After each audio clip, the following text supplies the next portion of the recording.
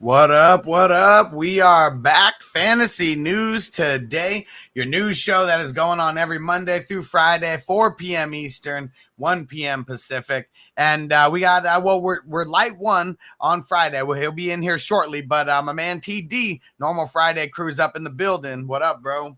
What's up, bro? Ready to kill it, and super hyped Friday. It's one of those days where it's almost like the week is like cut in half. You know, we got the Thursday game and we're all excited. We got to do everything before a Thursday game. And Friday, now it's time to panic for 3 days before these games kick off. How about we start off with some news that happened last night? So for the Packers, Robert Tonyan tore his left ACL, done for the year. Happened in the middle of the season. I mean, let's see if he even gets back, by the beginning of next season. I think he's going to be okay. He walked off the way, because I don't think the tear is as bad as other people tears, because the way he got up, the way he walked, they didn't have to get carted off. So I don't think his rehab would be as tough as other guys, if that makes sense. Yeah, definitely. There's definitely levels to every single injury out there. That's for sure. Mm-hmm. Now, everybody want to panic on Kyla Murray. So he actually left the stadium in a walking boot, twisted his ankle at the end of the game yesterday, real late. The coaches did say he should be fine moving forward, but I mean, a walking boot, is that just to make him more comfortable so it doesn't mess anything up? What do you think was the reasoning behind that, if he should be okay moving forward? Well, they're going PC. They doing PC, so they're not going to say anything. They're going to wait it out. Just like they said that was going to be okay, right?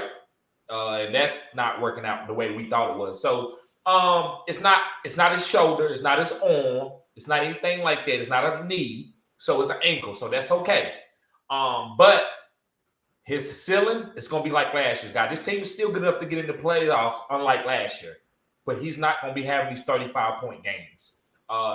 It's basically he's just a throwing quarterback now. If he does play, so I would cap your expectations for Kyla, and I think this is maybe rest of the season type. As far as like him not being running around and doing what he do and being mobile in the pocket. And we saw it. Correct me if I'm wrong.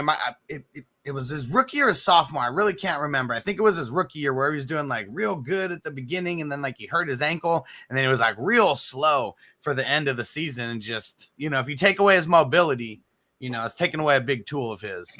Yes. It was last year. Last year he was the number one quarterback. He was on the way to win the MVP, the same as this year. And then he went down and somebody fell on his shoulder. And I think people that was like the number one seed in the playoffs, a lot of people had Kyla Murray, and they lost like the first week because Kyla Murray was scoring like 15 points. He just wasn't the same player. So I think it's something similar, but maybe you have a floor of 20 points. It just depends on your scoring format. So guys, just lower your expectations. If you want to move off of him, it is edgy. In a redraft, if you want to move from him, I think it's okay. I think it's okay because he's not going to be giving you the top 5 quarterback numbers anymore. That's just my opinion. I could be wrong. Hopefully I am wrong. It's all about what you can get, because everyone wants to, sell at the right time, but it's all about what you can get. Don't sell extra low. Make sure you get good value, because even 80% of Kyler is going to be better than probably 80% of the QBs in the league, if not more. Exactly. Like I wouldn't sell him for Jalen Hurts. I don't care. I wouldn't do that. A lot of people are like, well, Jalen Hurts, no, don't. You got to get something real nice if you're going to do it. Oh, man, and I hope everybody's ready. So I thought we were going to have Bogard in the building, but looks like he sent in a substitute for him. Oh, man, are you guys ready? Looks like we got him back in the building. Hollywood Hogan.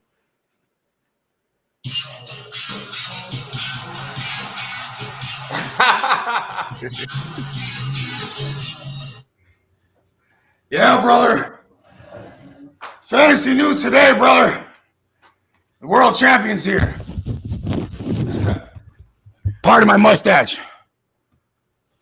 So how about let's talk about the thing that everybody is probably waiting for us to talk about, Dak Prescott. So he's limited in practice today. I mean, it's not like he didn't practice. Questionable for Sunday. TD, I know Dallas is your squad. What are you thinking about Dak? What do you want to tell all the fantasy managers who roster him? So I want to be genuine to fantasy first. So for his fantasy, yeah, guys, he could be out 2 weeks. And the reason why, because we are a championship team. They're not going to push Dak out there and make him play over injury to hurt our Super Bowl chances. So, yeah, it's not going to be good for fantasy managers. But I'm still playing your guys. You got to. Yeah, Cooper Rush, I don't like that name either. I don't feel good about him. But you still got to roll Amari out there. You still got to roll Dalton Schultz. Zeke and Tony will be fine. The offensive line is there. But as far as us winning, like Dallas, the team, it's actually a good move. It's a smart move. But for fantasy purposes, it's not going to be good. But I'm still rolling my starters out there. Look here, dude. Don't be afraid of what Dallas is going to do, dude, when it comes to Zeke. That means they're going to lean on Zeke and Pollard more, brother. I do feel bad for the Coopers of the world, brother. He's going to be extra pooper scooperish without Dak out there, brother. Yep. Cowboys. I'm curious to see what they're going to be with Cooper Rush, but yeah, you still got to play your guys. I mean, TD, you playing a guy like CD Lamb? Let's say that Dak doesn't play. You still rolling CD Lamb no matter what? Yep, you can't get cute. If you don't want to do it, then maybe you like make a trade or something, because this could go on for 2 weeks. I mean, because he's been out on the bye week, so if he ain't healed now, he probably might be even an extra week. So I'm still playing CD Lamb, Amari Cooper. I'm still playing all the Dallas guys. You got no other choice. And shout out to everyone in the chat right now leaving questions. So the first like 3/4 of the show is going to be us talking about the news. So if you have things you want to chime in about the news, just throw those in the chat. But we're going to get to the start and sit questions, all that. That's going to be at the end of the show. So we're going to get to everyone. Don't like spam the chat with like your questions multiple times. Everyone just hang out, and we're going to get to everyone after the fact. All right. For the Bucks, okay. Antonio Brown officially out. Finally official. At least we can throw him on the IR right now. Now Gronk officially questionable. He did practice. Levante David questionable, but he did practice. Richard Sherman questionable. He practiced as well. This is a division matchup, brother. They're going to try their best to get out there on that field, brother. And shout out to Antonio Brown. He tried to bite my look with the blonde mustache a couple years back, brother.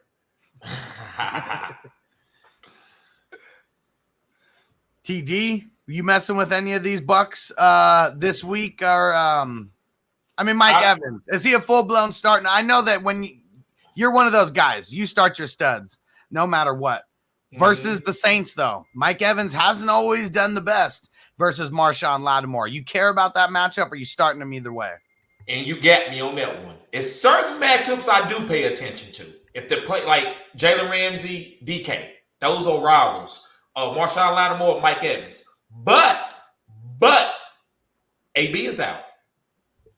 AB is out. So you got to go. So Godwin, to me, is a major player. I actually told people I don't like talking about the Bucks, like the receiver starting, because you don't never know what Tom Brady feels like, who he feel like throwing it to, right? But he has to go to Godwin and Evans. They don't have anything else. So to me, I would say roll out Evans this week. He's going to be in the slot more. They're going to move him around and try to get him the ball because they, Antonio Brown is out. And I don't really think Rob should play.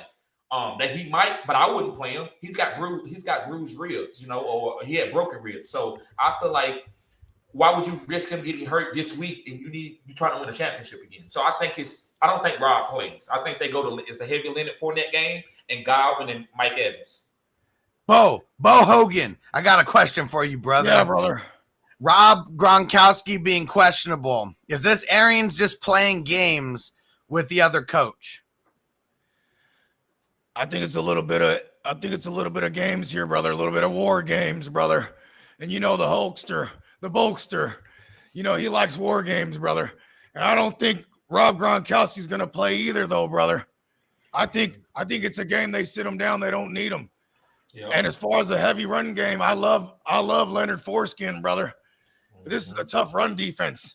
They're exploitable in their secondary with their secondary option from Marshawn Lattimore, brother. And I know that's who they're going to exploit it with is Godwin. He has Godwin in his name, brother.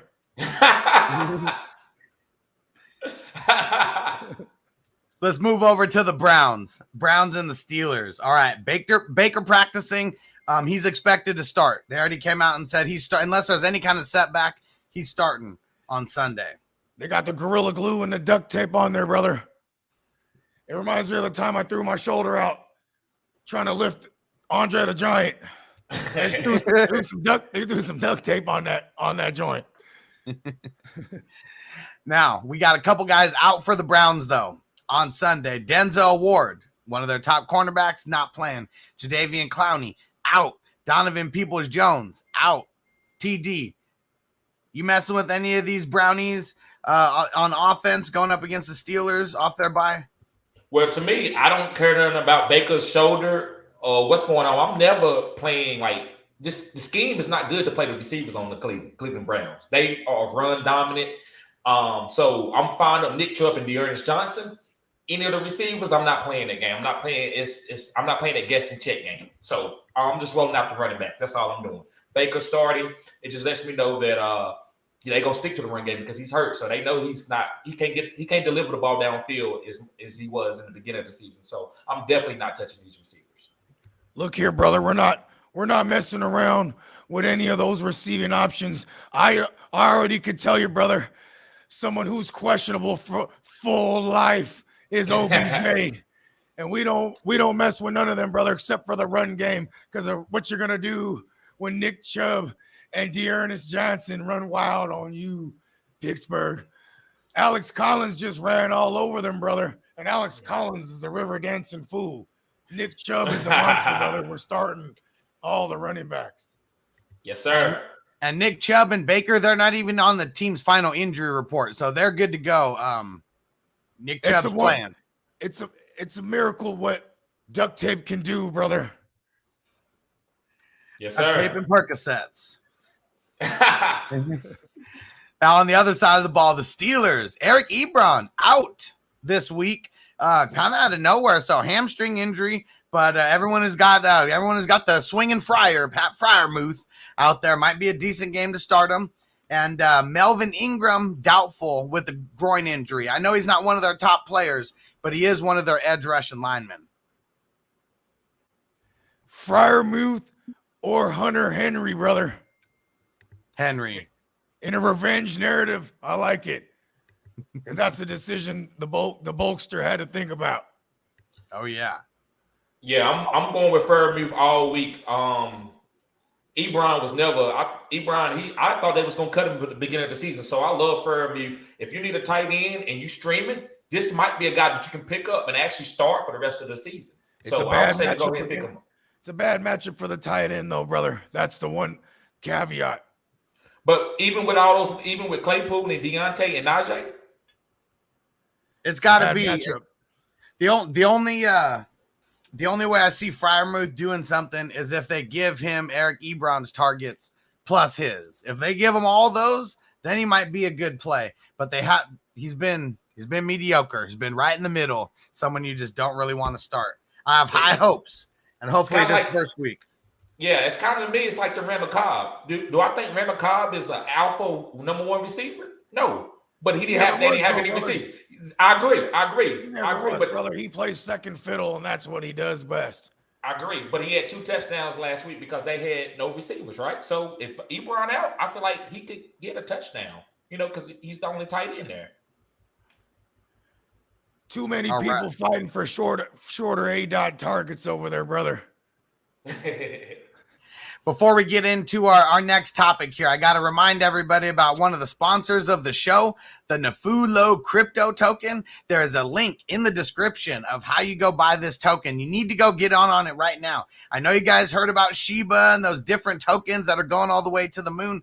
This is another one. It is about to pop. Trust me, I got involved a few months ago. My money's already more than tripled. And so you want to get in now before it really, really goes to the moon. I'm telling you now, brother, links in the description.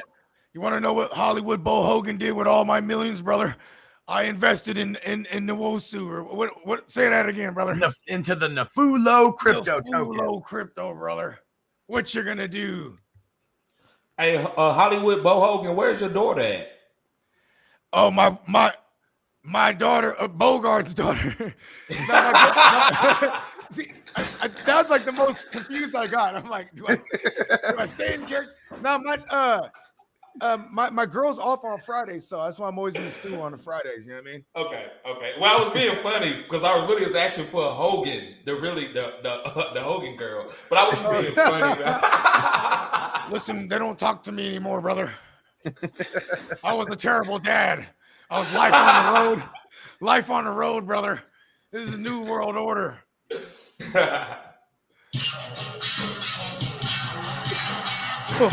Life. All right, let's get into those god-awful Jets. Corey Davis suffered a hip injury in Thursday's practice. Coach is saying it's not looking good. So if you got Corey Davis, I would just assume he's not going to play coming up lame on Thursday. Mike White is going to start. Josh Johnson will also be active. Joe Flacco, he arrived today. He is at practice, but he's not going to be active on Sunday.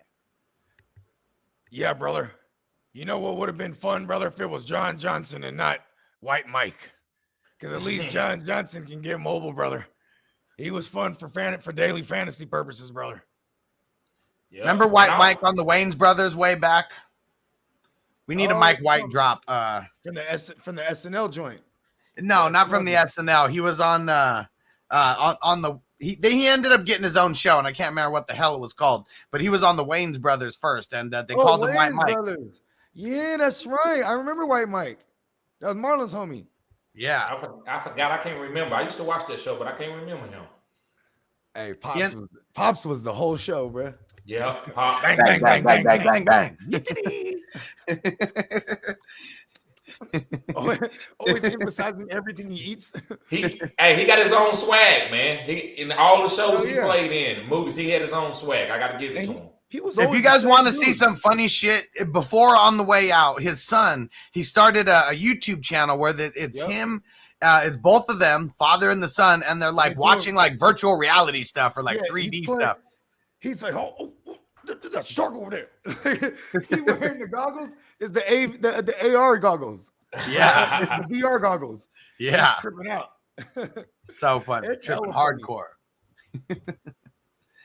And let's see. So that's really it for the Jets. For the Bengals, Chris Evans ruled out for Sunday. Doesn't really mean anything except for P. Ryan is going to be the other dude there with Nixon. Activate Puka Williams. Activate Puka Williams. They better. Hey, you know what's crazy is even Samaje Perine might get some work here because they might be fucking him up so bad. That's true. You know what I mean? That they're like, all right, Joe. I just hope Mixon was involved in it before he gets. You know what I mean? Because that's a good probability of that happening. Like they're playing the Jets. They're playing the Jets, brother, with the great white hope, White Mike. Excuse me, Mike White. But you're playing Mixon either way, right? Wherever you got him. Yeah, brother. Hit the drop. Sergio Mix-a-Lot. He likes touchdowns and he cannot lie.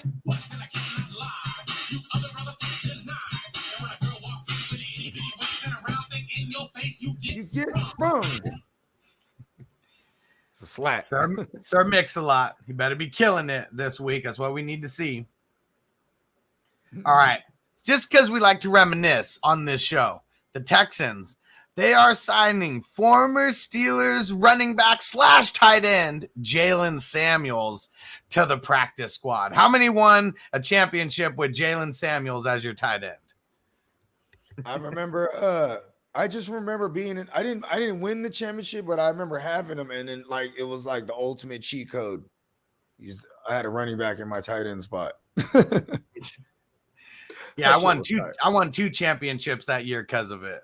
I know that's why I was so high on Kyle Pitts. I thought Kyle Pitts was going to be the same. I think Kyle Pitts is a receiver, but if they're going to put the tight end on him, he got to be an early pick. So, yes, Jalen Samuels, I get it. Those type of players can win you a championship like Cordell Patterson. Coming out of college, though, you know what I'm saying? Like, he was he blocks like crazy, too. Yes, he does. That's the thing with Kyle Pitts. You know what I mean? Like, I saw a crazy-ass stat. Blew my mind, bro. He had like 50% of his receptions or something like that. And I don't know if it was the entirety of college or just last season, but it was inline blocking. And he said it would just block someone to hell and be running free and wide. You know what I'm saying? Mm-hmm. Yep. Different level of grown men in the NFL. But I think once he gets his technique down a little bit, right.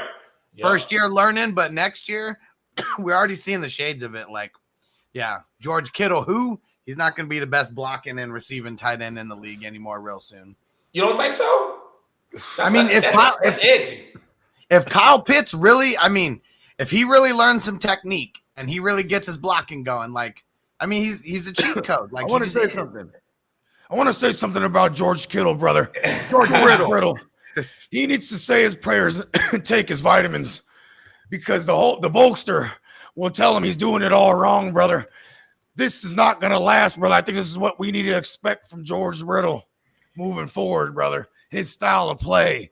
It's just he throws everybody out the club. He's like a bouncer, brother.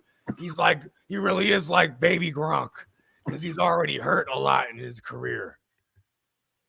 If I was Atlanta, I wouldn't ask him to block too much, but I would ask him. I would treat him like Shannon Sharp, basically.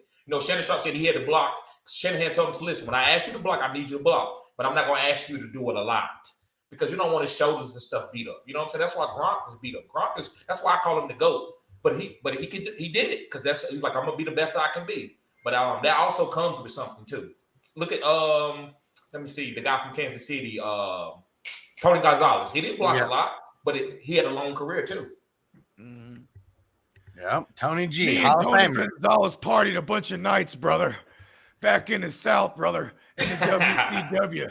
A lot of cocaine with Tony, brother. I don't call him Tony for nothing. And shout out to Antonio. He said Hollywood Bo Hogan is fucking awesome. That's right, brother. JC Mine Design in the house, and he said, "Oh shit, Bo Hogan in the house." That's right, brother. What you gonna do? Uh-oh. Now I want you to do something. Antonio said, "Do that thing Hogan always does with his hands in his ears." Oh, what was that, brother? What was that? I forgot about that. That's one of the signature moves. Oh yeah, you didn't really do that with NWO. I don't think. That was more with that was this one.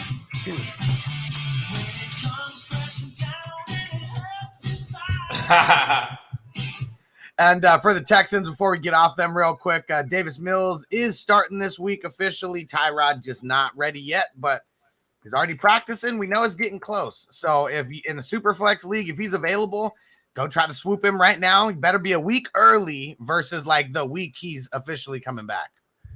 You better be faster than us, brother.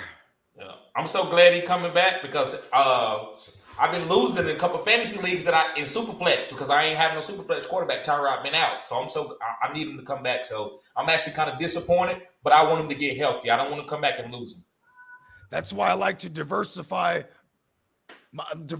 all my shares of all these quarterbacks in Superflex, brother. Okay. Well, because I can imagine you waited a lot. You waited on quarterback in the Superflex. I did.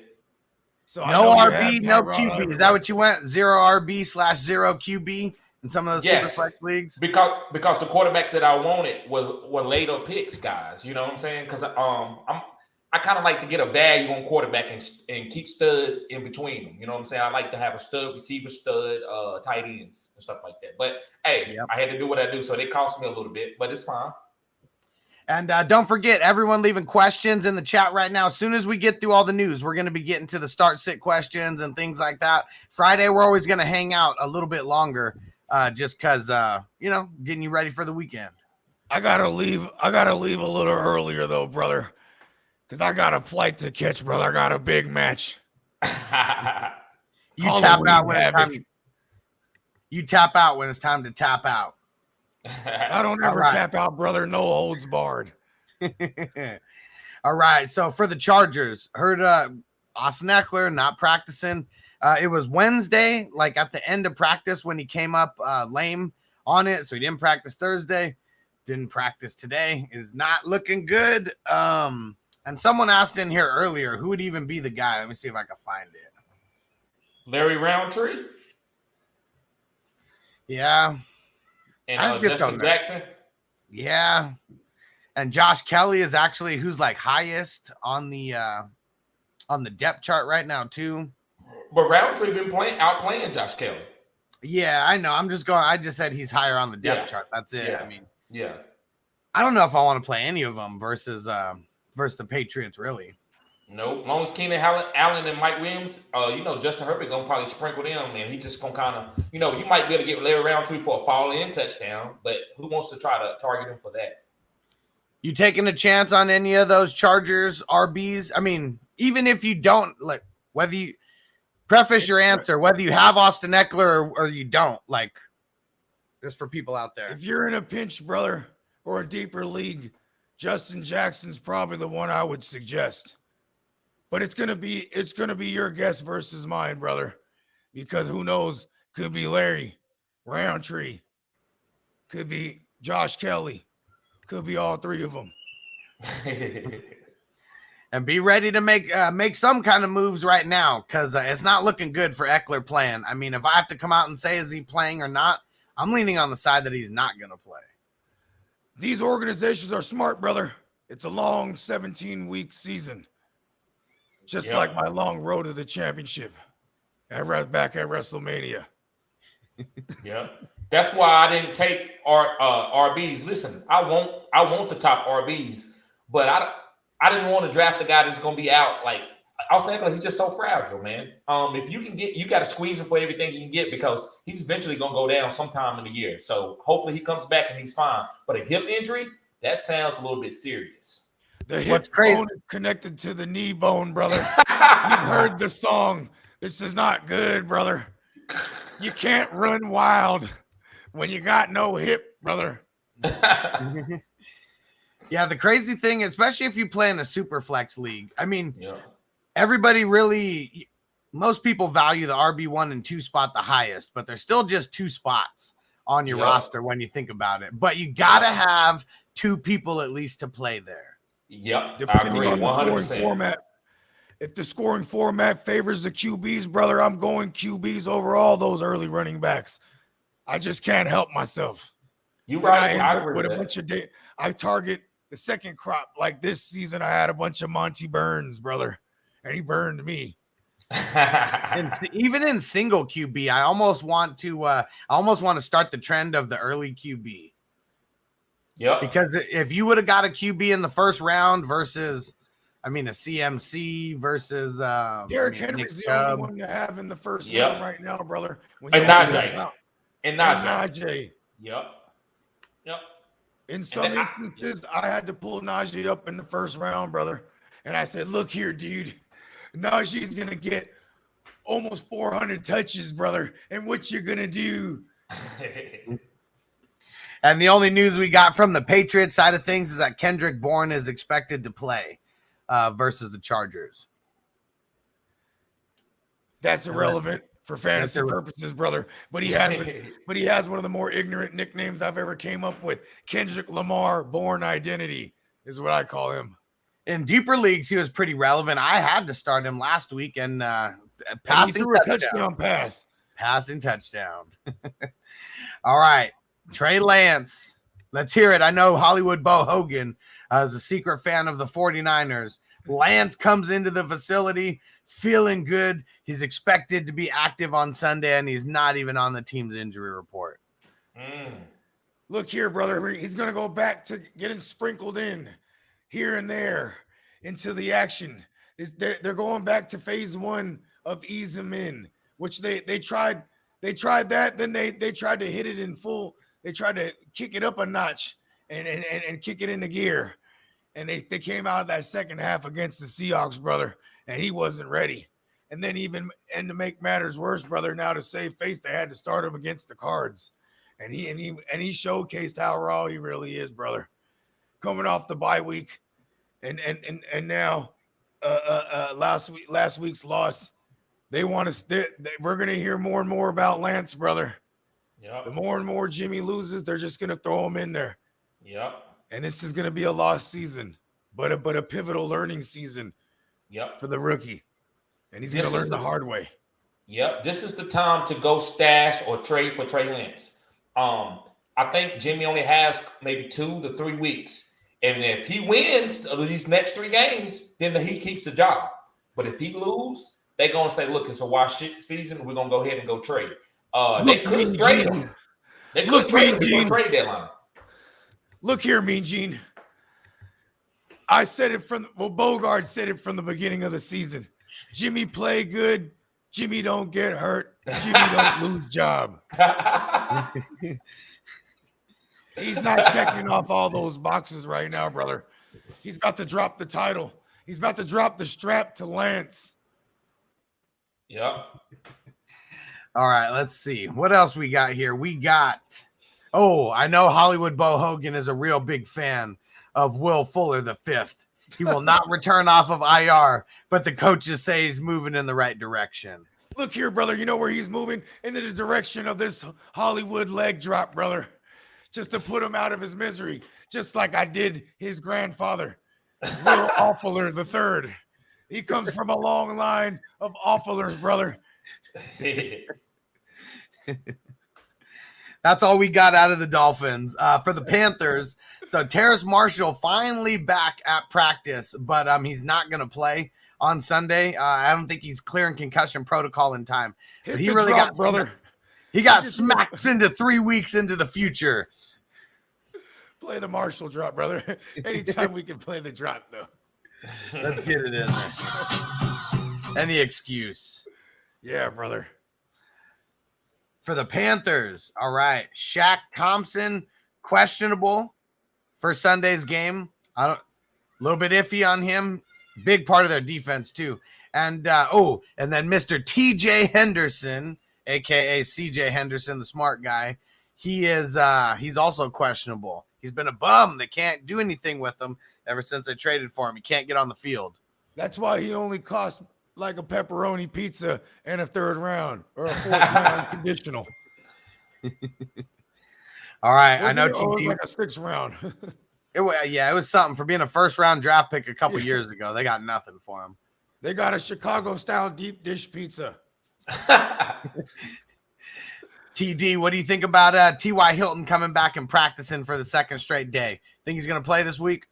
Yes, I love it. I think T.Y. Hilton is a league-winning type flex play. And I said it from the beginning. And he hasn't been healthy for me, but I knew what he was because last year I was like, is T.Y. lost it?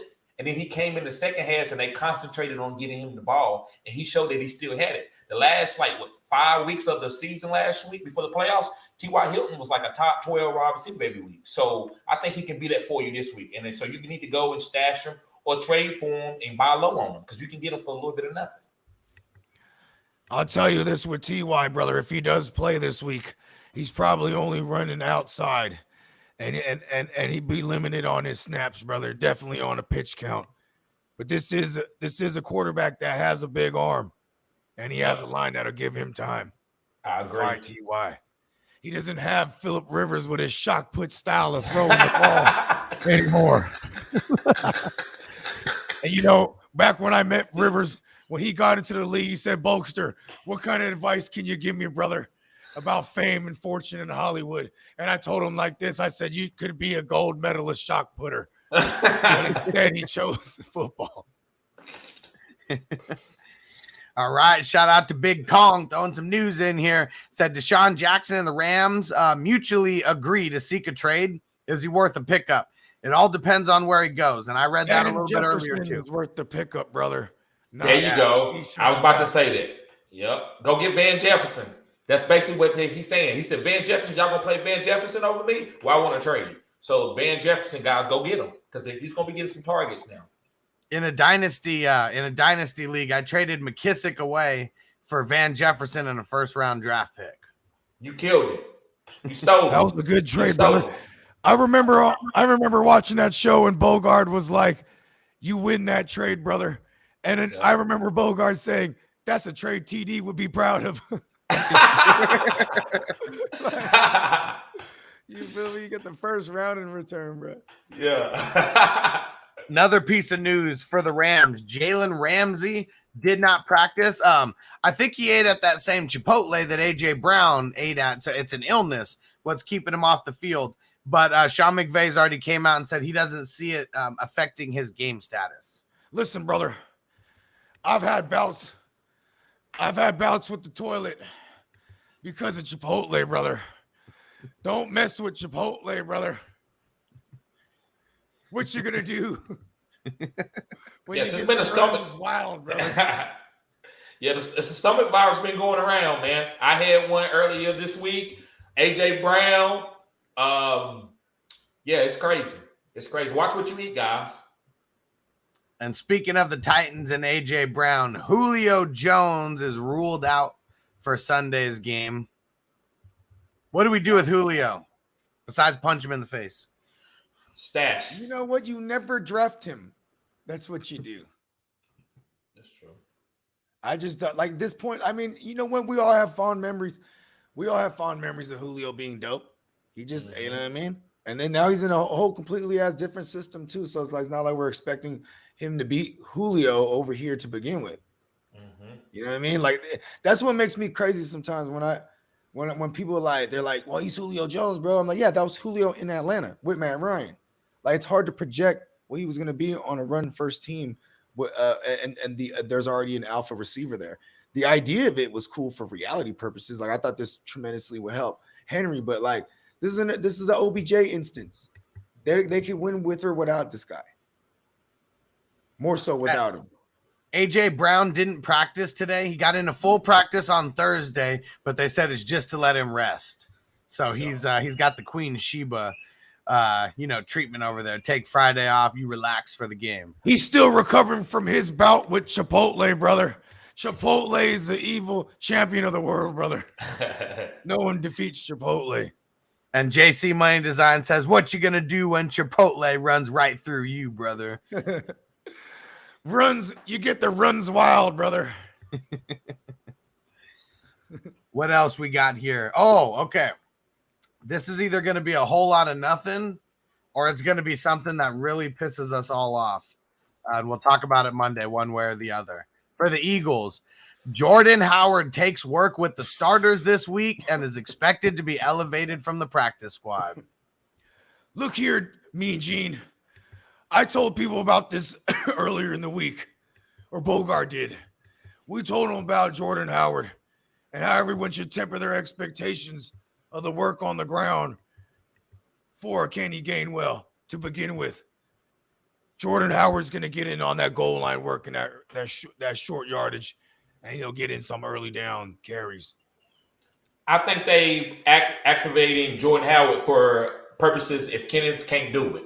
So Kenneth, they're going to give him a chance. If he fumble, if he's not hitting the holes, then they're going to go to Jordan Howard on short yardage. But if him and Boston Scott is getting it done, then Jordan Howard may have 5 or 6 carries, just maybe short yardage. But it's going to be up to Kenneth Gainwell how many carries, and Boston Scott, how many carries they get. Look here, dude. They don't even run the ball to begin with, even with the Miles Sanders. So I don't even know how many carries there is to go around, dude. And asking for a friend, asking for Bogard, actually. The Bulkster's asking you guys, Damian Harris or Kenny Gainwell. In my mind, I thought Kenny Gainwell would take us to the Graceland, brother. But I'm leaning Damian Harris now. I'm leaning Damian Harris too. Yeah, I'm probably leading Damian Harris, but PPR, I'll probably still go Kenny. I trust in Kenny. I like Kenny. I like his talent coming out of college, so I'm gonna still ride it out until he shows me he can't do it. Kenny Gainwell feels like a trap, brother. It could be. I'm not going to be disingenuous to that. But the matchup is too juicy. I'm not going to blame everybody. But also, Jalen Hurts I've never seen this oxymoron. He's like the number 2 quarterback, but he's about to get benched. So I think he needs a run game. Because he's number 2 in fantasy, brother. That's what you mean. In reality, he's not that great. Yes, he could get benched. They talking about Gardner Minshew might be playing. So I believe that they have to do something in the run game. They can't just keep letting them pass it all, the whole damn game, because he doesn't look good doing that. Gardner Minshew's just a white version of Jalen Hurts. They do the same thing. I was just going to say that, brother. And I want to say right now, brother, for the first time on live television, brother, Gardner Minshew, I am your dad. I'm sorry I left you, brother. Son, I'm sorry I left you with your mom to be raised in the sticks. I wouldn't have named you Gardner. His mustache says it all, brother. That's my son.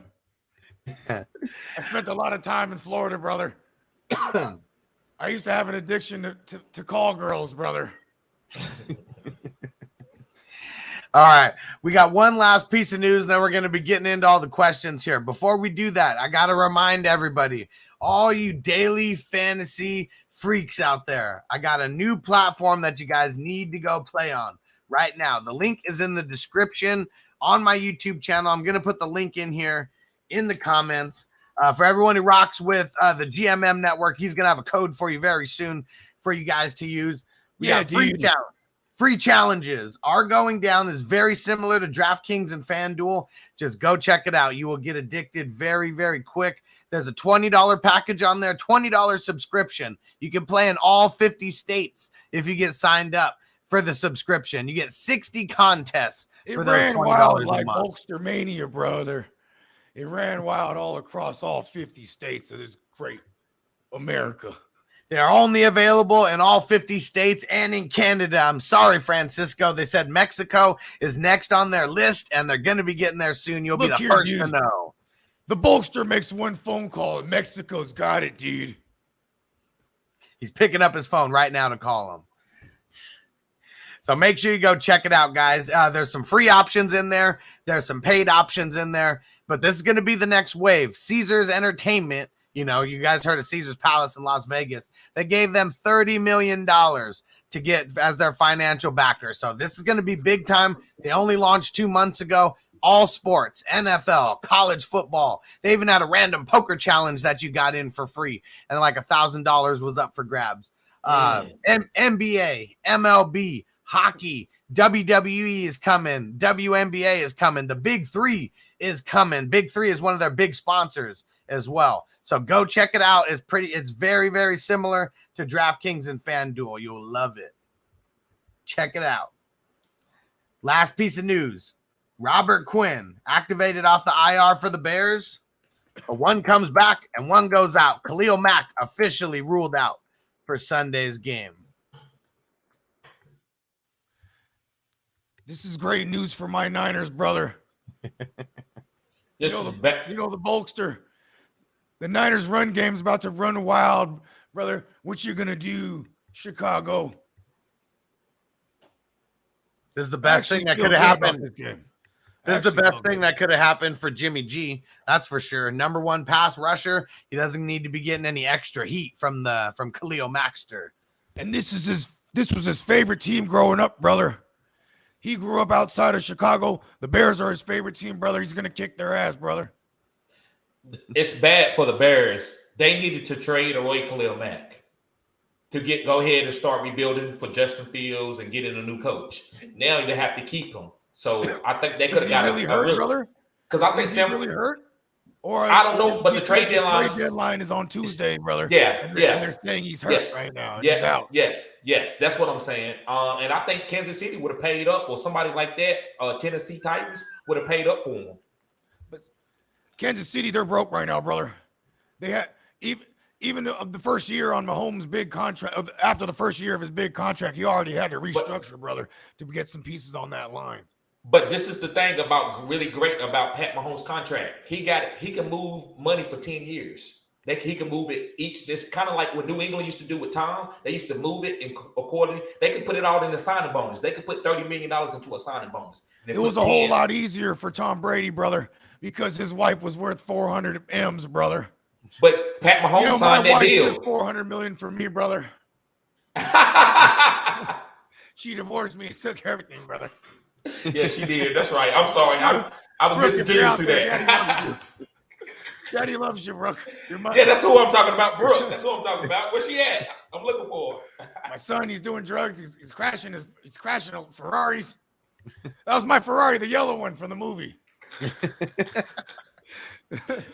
Oh, buddy. All right, I gotta get out of here, brothers. Sounds good, Bo. Yep. To everybody out there, subscribe to the GMM Network on YouTube, dude. Say your prayers at night. Eat your vitamins. And when you're down with Hollywood Bo Hogan and Fantasy News Today, you're down for life.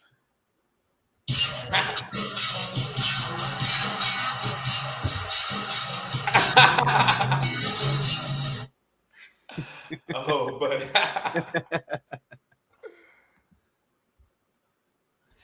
All right. So we made it through all the news. So we're going to start getting to these questions. We're going back to the beginning of the show. So if you guys left questions within the last like 5-10 minutes, you're going to have to wait for a little bit. Just remember, if we didn't answer your question in 5 minutes, just wait longer. We got you. Starting off with Big Kong. What up? I've been preparing for an Eckler injury all season by picking up Khalil Herbert, Chuba Hubbard, Kenny Gainwell. Which one of these studs can fill in for Austin Eckler? I'm going with Khalil. You think he's going to get the most volume out of everybody? Yes. Damian Williams, I'm not worried about him still in it, and David Montgomery's still not back, and Fields is still struggling. Khalil's looked the best in this offense the last couple of weeks, so I'm gonna go with Khalil. I like Kenneth, but I'm gonna be genuine. PPR, I like Kenneth, but we always assume that it's a PPR league unless someone tells us it's standard. But I'm still going with Khalil Herbert, though. I'm just saying PPR, okay. I can see somebody pivoting to Kenneth, but I still like Khalil Herbert as those guys in the vacuum. Yep. And I'm going the same way. And a lot of it is because we've seen the kind of workload that Herbert's going to get. 49ers, they've been really bad against the run. So Herbert's probably not going to get too much pass work, but I think he's going to get the most overall touches compared to anybody here. And so I'm leaning on the safe side. That's what's got to be. I mean, we're talking about Austin Eckler. He's probably your RB1 on your team. So I feel like you got to play it a little bit safer with who you put in to replace him. And one of these guys may even end up in your flex. You know, who knows? But I mean, I'm going Herbert. I agree with that 100%. I love what you said. That since you've taken out Eckler, you need to get something safe. You need to get something permanent. And I like that. So I agree with that 100%. And hopefully Eckler comes back next week. He may play this week, but I'm already leaning on the side of him sitting. That's how I'm going to approach every single question this week until we find out something different. And Second Take Extra said, I called it. Packers. Definitely a trap game for them. Let's see. Yeah, Aaron Jones outscored D-Hop and Ertz. I'm so happy. Nice. A.J. Dillon won that game. A.J. Dillon's a savage. And Facebook user, what up? Hawk or Goddard this week? I'm leaning on the side of Goddard going up against Lions. Yep, I want that offense. They high value passing. I'm going with Goddard. Even though Ertz is not efficient, it doesn't matter with the tight end. I just want him to keep throwing it. So yeah, I'm gonna go with Goddard. Let's get it. Marcos, Herbert or Burrow this week? Burrow going up against the Jets and Herbert going up against Patriots.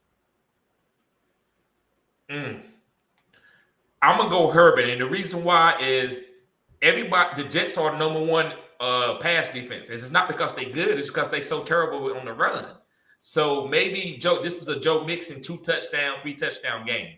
So I'm gonna say Herbert, just because I know he has to throw the ball to win this game. Burrow, he might throw it 15 to 20 times and take him out the fourth quarter. When it comes to weeks like this and games like this for the Bengals going up against the Jets, middle of the season, I always try to look to next week because you never know. The matchups coming up in future weeks can always have impacts on matchups versus real shitty teams in the middle of the season. And they got the Brownies next week. They got a really important game next week. And I feel like if they go up early against the Jets, I mean, we may see Burrow leave early. We may see Mixon leave early. They may just give it up, to the backups. I mean, so unless I'm going Herbert, like for that big reason. And Patriots were the only team to hold down Herbert last year, to really like put the shackles on him. Chargers at home, I think Herbert overcomes that this year.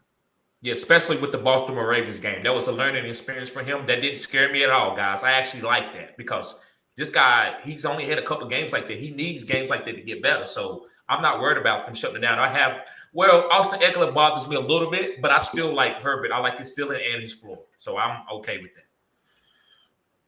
One thing that sucks for fantasy is when your QB does really bad in a game where they get shit on. But in real life, you learn like a million times more from a real shitty game when you got your ass whooped than you do from a game where you just go shit on people. So just like TD said right now, I love it. It was a really bad game. He let a lot of us down, but he watched a lot of film over the last 2 weeks. You already know he did on his bye. Yep. All right. Michael Myers, what up? Said, hey, guys, back again with the fantasy help. You already know we are always here. And he said, I got to ask, people are saying start Jalen Hurts, start Jalen Hurts. Do you guys think buying up and getting Josh Allen, or do you think I'd be okay with Hurts this week? I'm going to say go ahead and buy up for Josh Allen. Listen, man, I have Hurts in the league, and I feel terrible. I probably shouldn't even be saying this for the hustler because I might want to pitch Hurts to him, but I can't do it now because he knows I don't like him.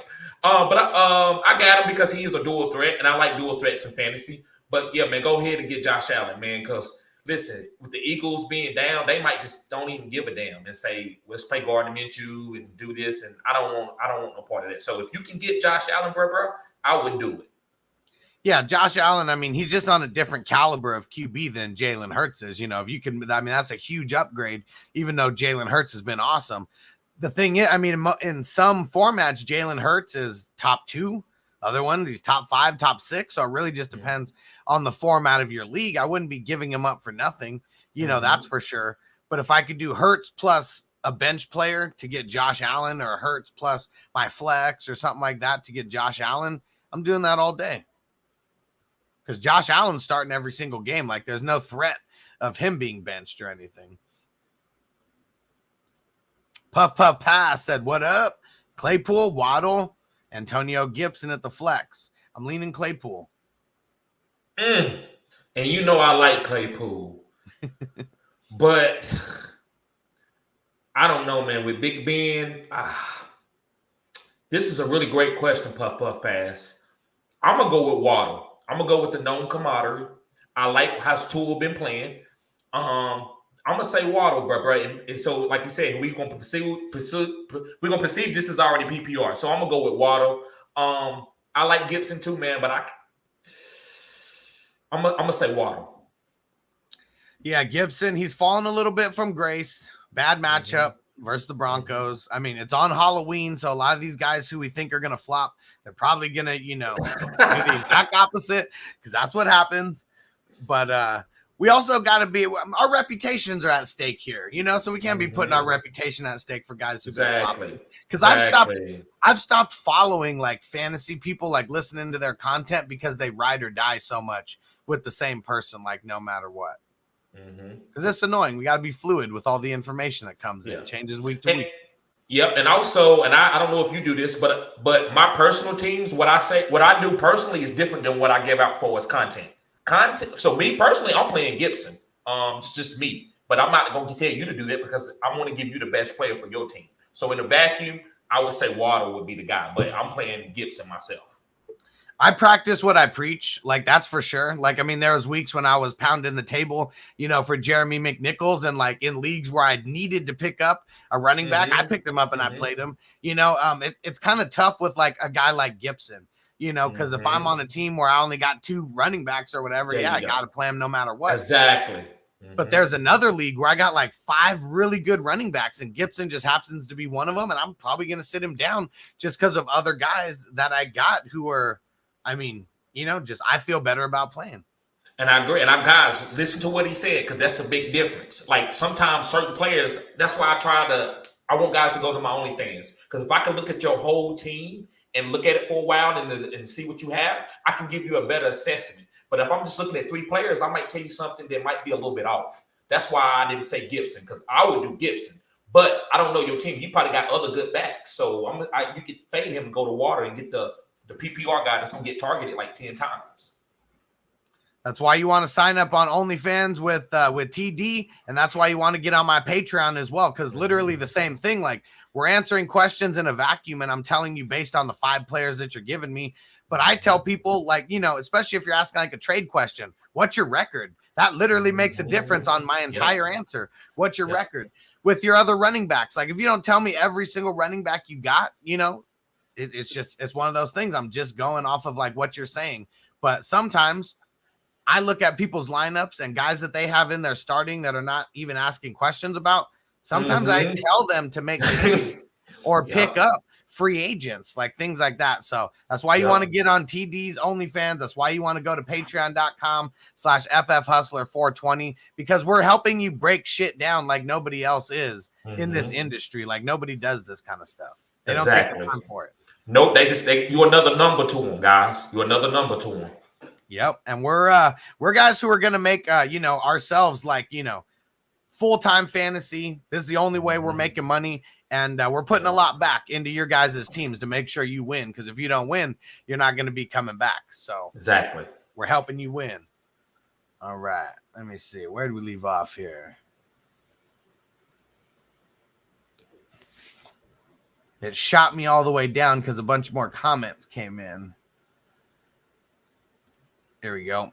And don't worry, guys, we're getting to everybody's questions, so just hang out. We're going to be doing Q&A for a while. If you want to jump the line, don't forget, just leave it as a super chat on my channel here. And don't forget, a $5 super chat or higher gets you an extra entry into the Alex Highsmith signed jersey giveaway. So that, as of right now, it's going down on Sunday. We're going to be doing it like about 1 hour before the games actually kick off, and you got to be there to win. So make sure you guys are tapping in on the Sunday show. Big Kong. Brian Flores said Tua will be the starter throughout the rest of the season if he's healthy. Does that mean they are still looking into Watson? So go ahead, Hustle.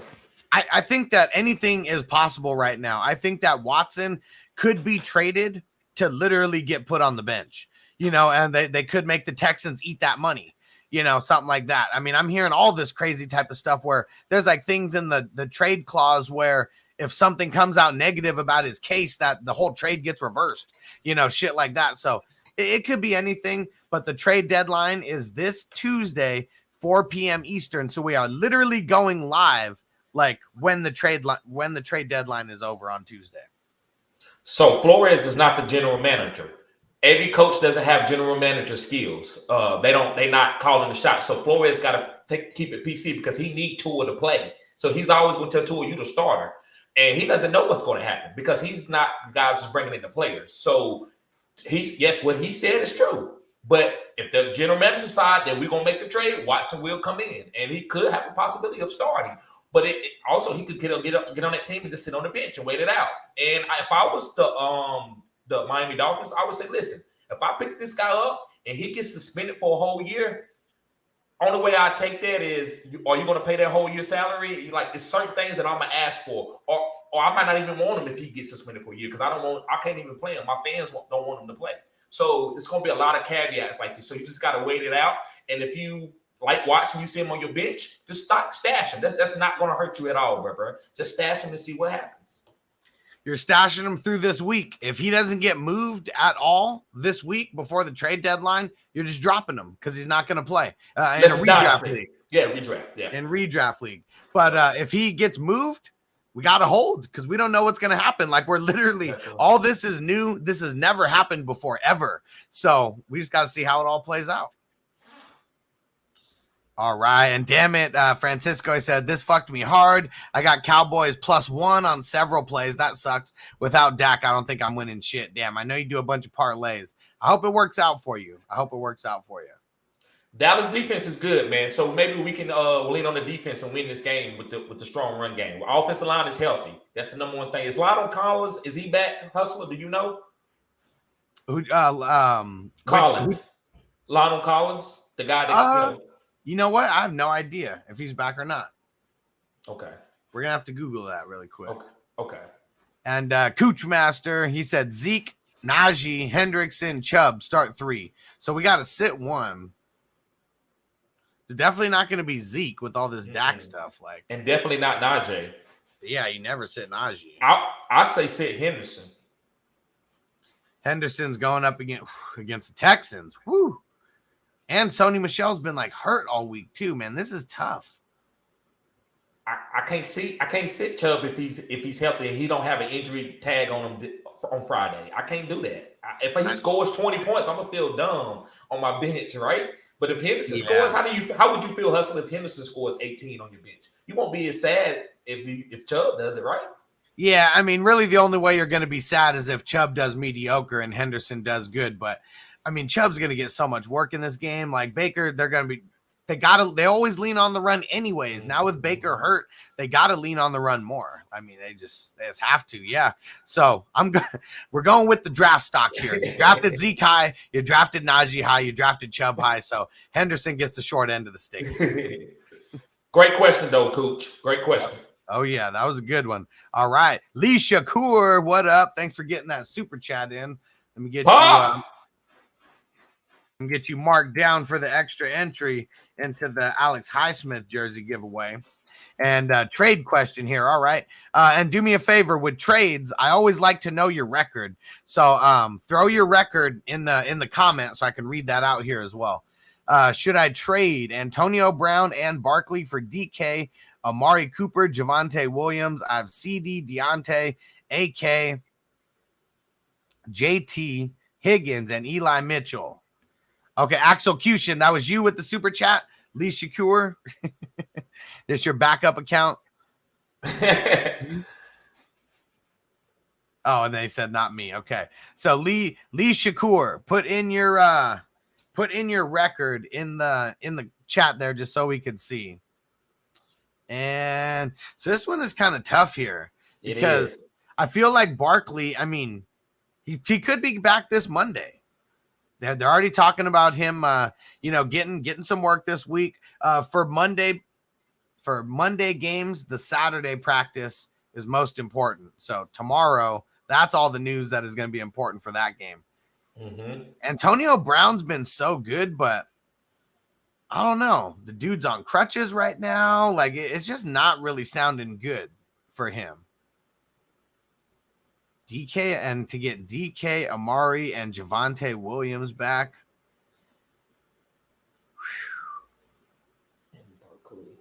I mean, I get the only reason that I'm really considering it. You got Alvin Kamara and you got Jonathan Taylor. So I mean, like right off the bat, like Barkley really hasn't. He's really not making a difference. Like missing games, on your team. I don't think Amari Cooper and Javonte Williams is big enough to make that move, though, Hustler. He's got Barkley. So I just say play those bell cows. Let Barkley get healthy and play Jonathan Taylor and Alvin Kamara until he does. And you have a killer. You have a killer squad.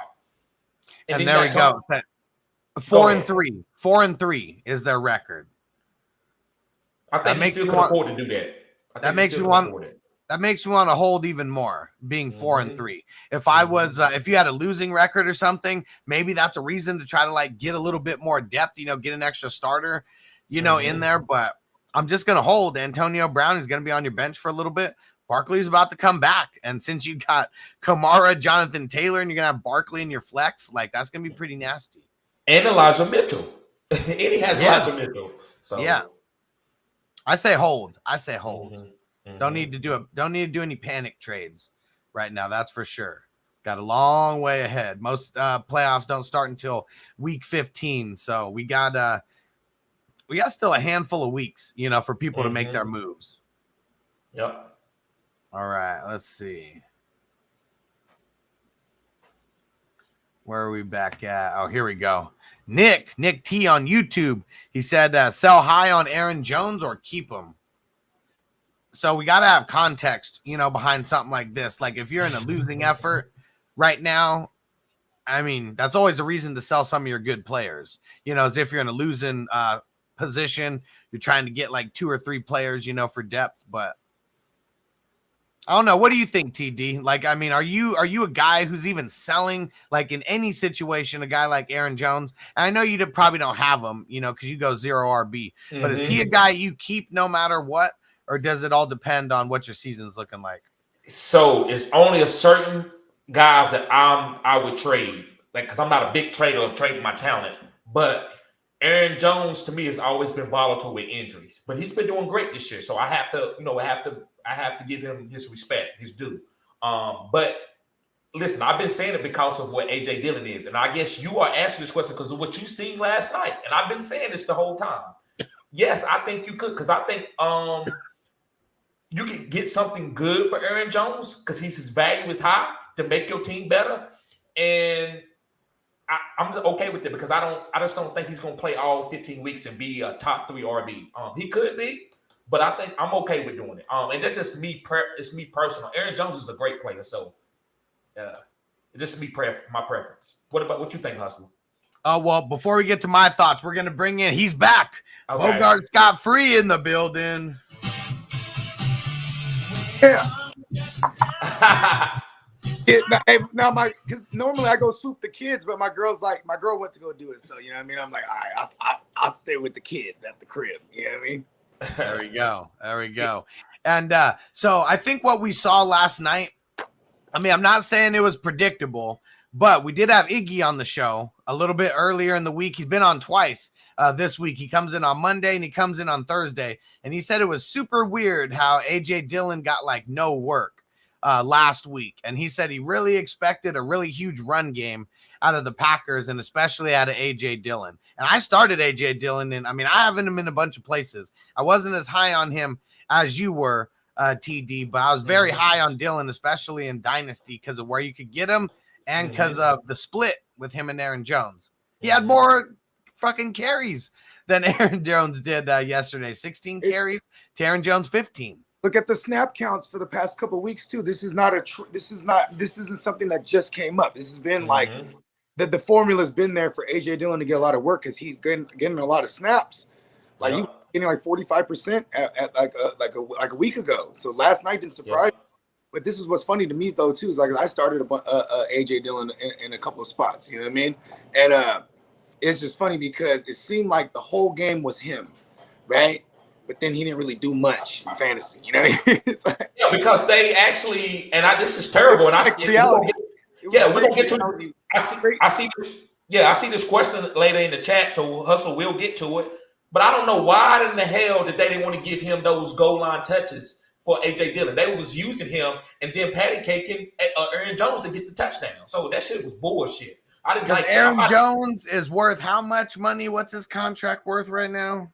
Guaranteed that he's gonna get, I think it's only 20, the guaranteed money, but I think it's $40 million the whole contract.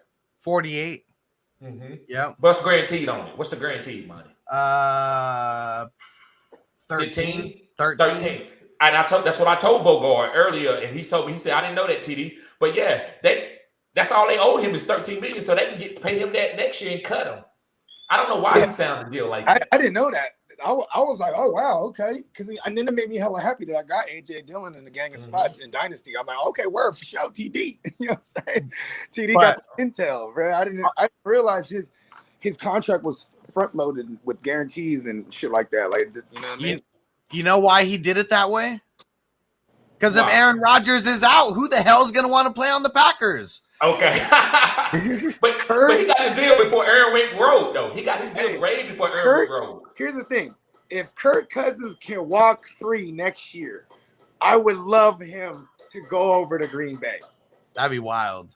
Because he's already running the similar system. You know what I mean? Like he's running the Kubiak system, which is and which is a Shanahan system, and the LaFleur system is Shanahan-esque as well. So there's a lot of zone runs. It's similarities. Like and I would love all the fantasy pieces there because we know for what it's worth, my man Corky Kirk, he can produce. He can have our receivers produce in fantasy. Oh, so some news just came in right now. It said Pete Carroll says there's no update on Chris Carson just yet, who's eligible to return from IR next week. No timetable at all for his recovery. Guys, I've said it, and I hate to say this. His career probably is over, and I'm not wishing that on anybody because I played running back in high school, and I love Chris Carson running style. I ran like that. I ran hard.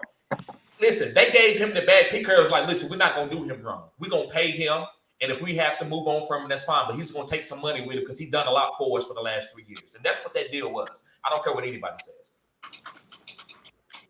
And let's see. So from Big Kong, what up? Said Hawkinson removed from the injury report on Friday. Said, wow, he's usually questionable going into the game. Yep, that's why we didn't even talk about him. Their offense just really sucks, like all around is what it is. But you got him, you play him. It just it is what it is. Hawkinson, he's not on the injury report on for once on Friday. Hey, I'm a crazy vato, bro. After week 1, if I had any Hawkinson, I would have been moved him. Yep. I'm like that because I never bought into Hawkinson like that. You know what I mean? Like, because he was, but mainly where he was being drafted. Like, I wasn't finna spend no 5th round on him. You know what I mean? Yeah, wasn't worth it to me. I wasn't buying into the hype that he was going to be, 100+ reception tight end and 10, touchdown plus guy. Nah, no way. That offense just they can't sustain it. Yep. Steven, what up, bro? Steven Drake's in the building, throwing in that super chat. I got you with that extra entry, bro, into the Alex Highsmith jersey giveaway.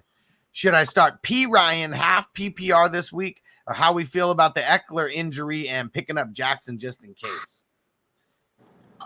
Man, I mean, I guess I mean, if he has both of them, and I'm assuming this is a deep league right here, right? Yeah, gotta be. You're talking my language right here. I pick up Jackson if I can. Then if there's no Eckler, I'm playing Jackson. If Eckler plays, you play P. Ryan, because that's ugly too. And we're just hoping that they're whooping ass so bad that P. Ryan's gonna get work at the end, because they know they have to be smart with how they use Mixon. You know what I mean? Isn't P. Ryan out? Nah, it's Evans. Oh, it's Evans. Okay. Yeah. I think it's okay to play, bro. I wish I would know what's on your waivers. Like Michael Carter, Brandon Bolden. I would rather play these guys than going to P. Ryan. No way, Michael Carter's too much. He's too much. That's true. You're probably right. But that's Brandon Bolden, something like that. Philip Lindsay. I even like Philip Lindsay. I think I'm going with P. Ryan. I mean, with Chris Evans being out, we already know they're going to whoop that Jets ass. He's going to get in there. Like we talked about it when you weren't on here, okay. Bogart.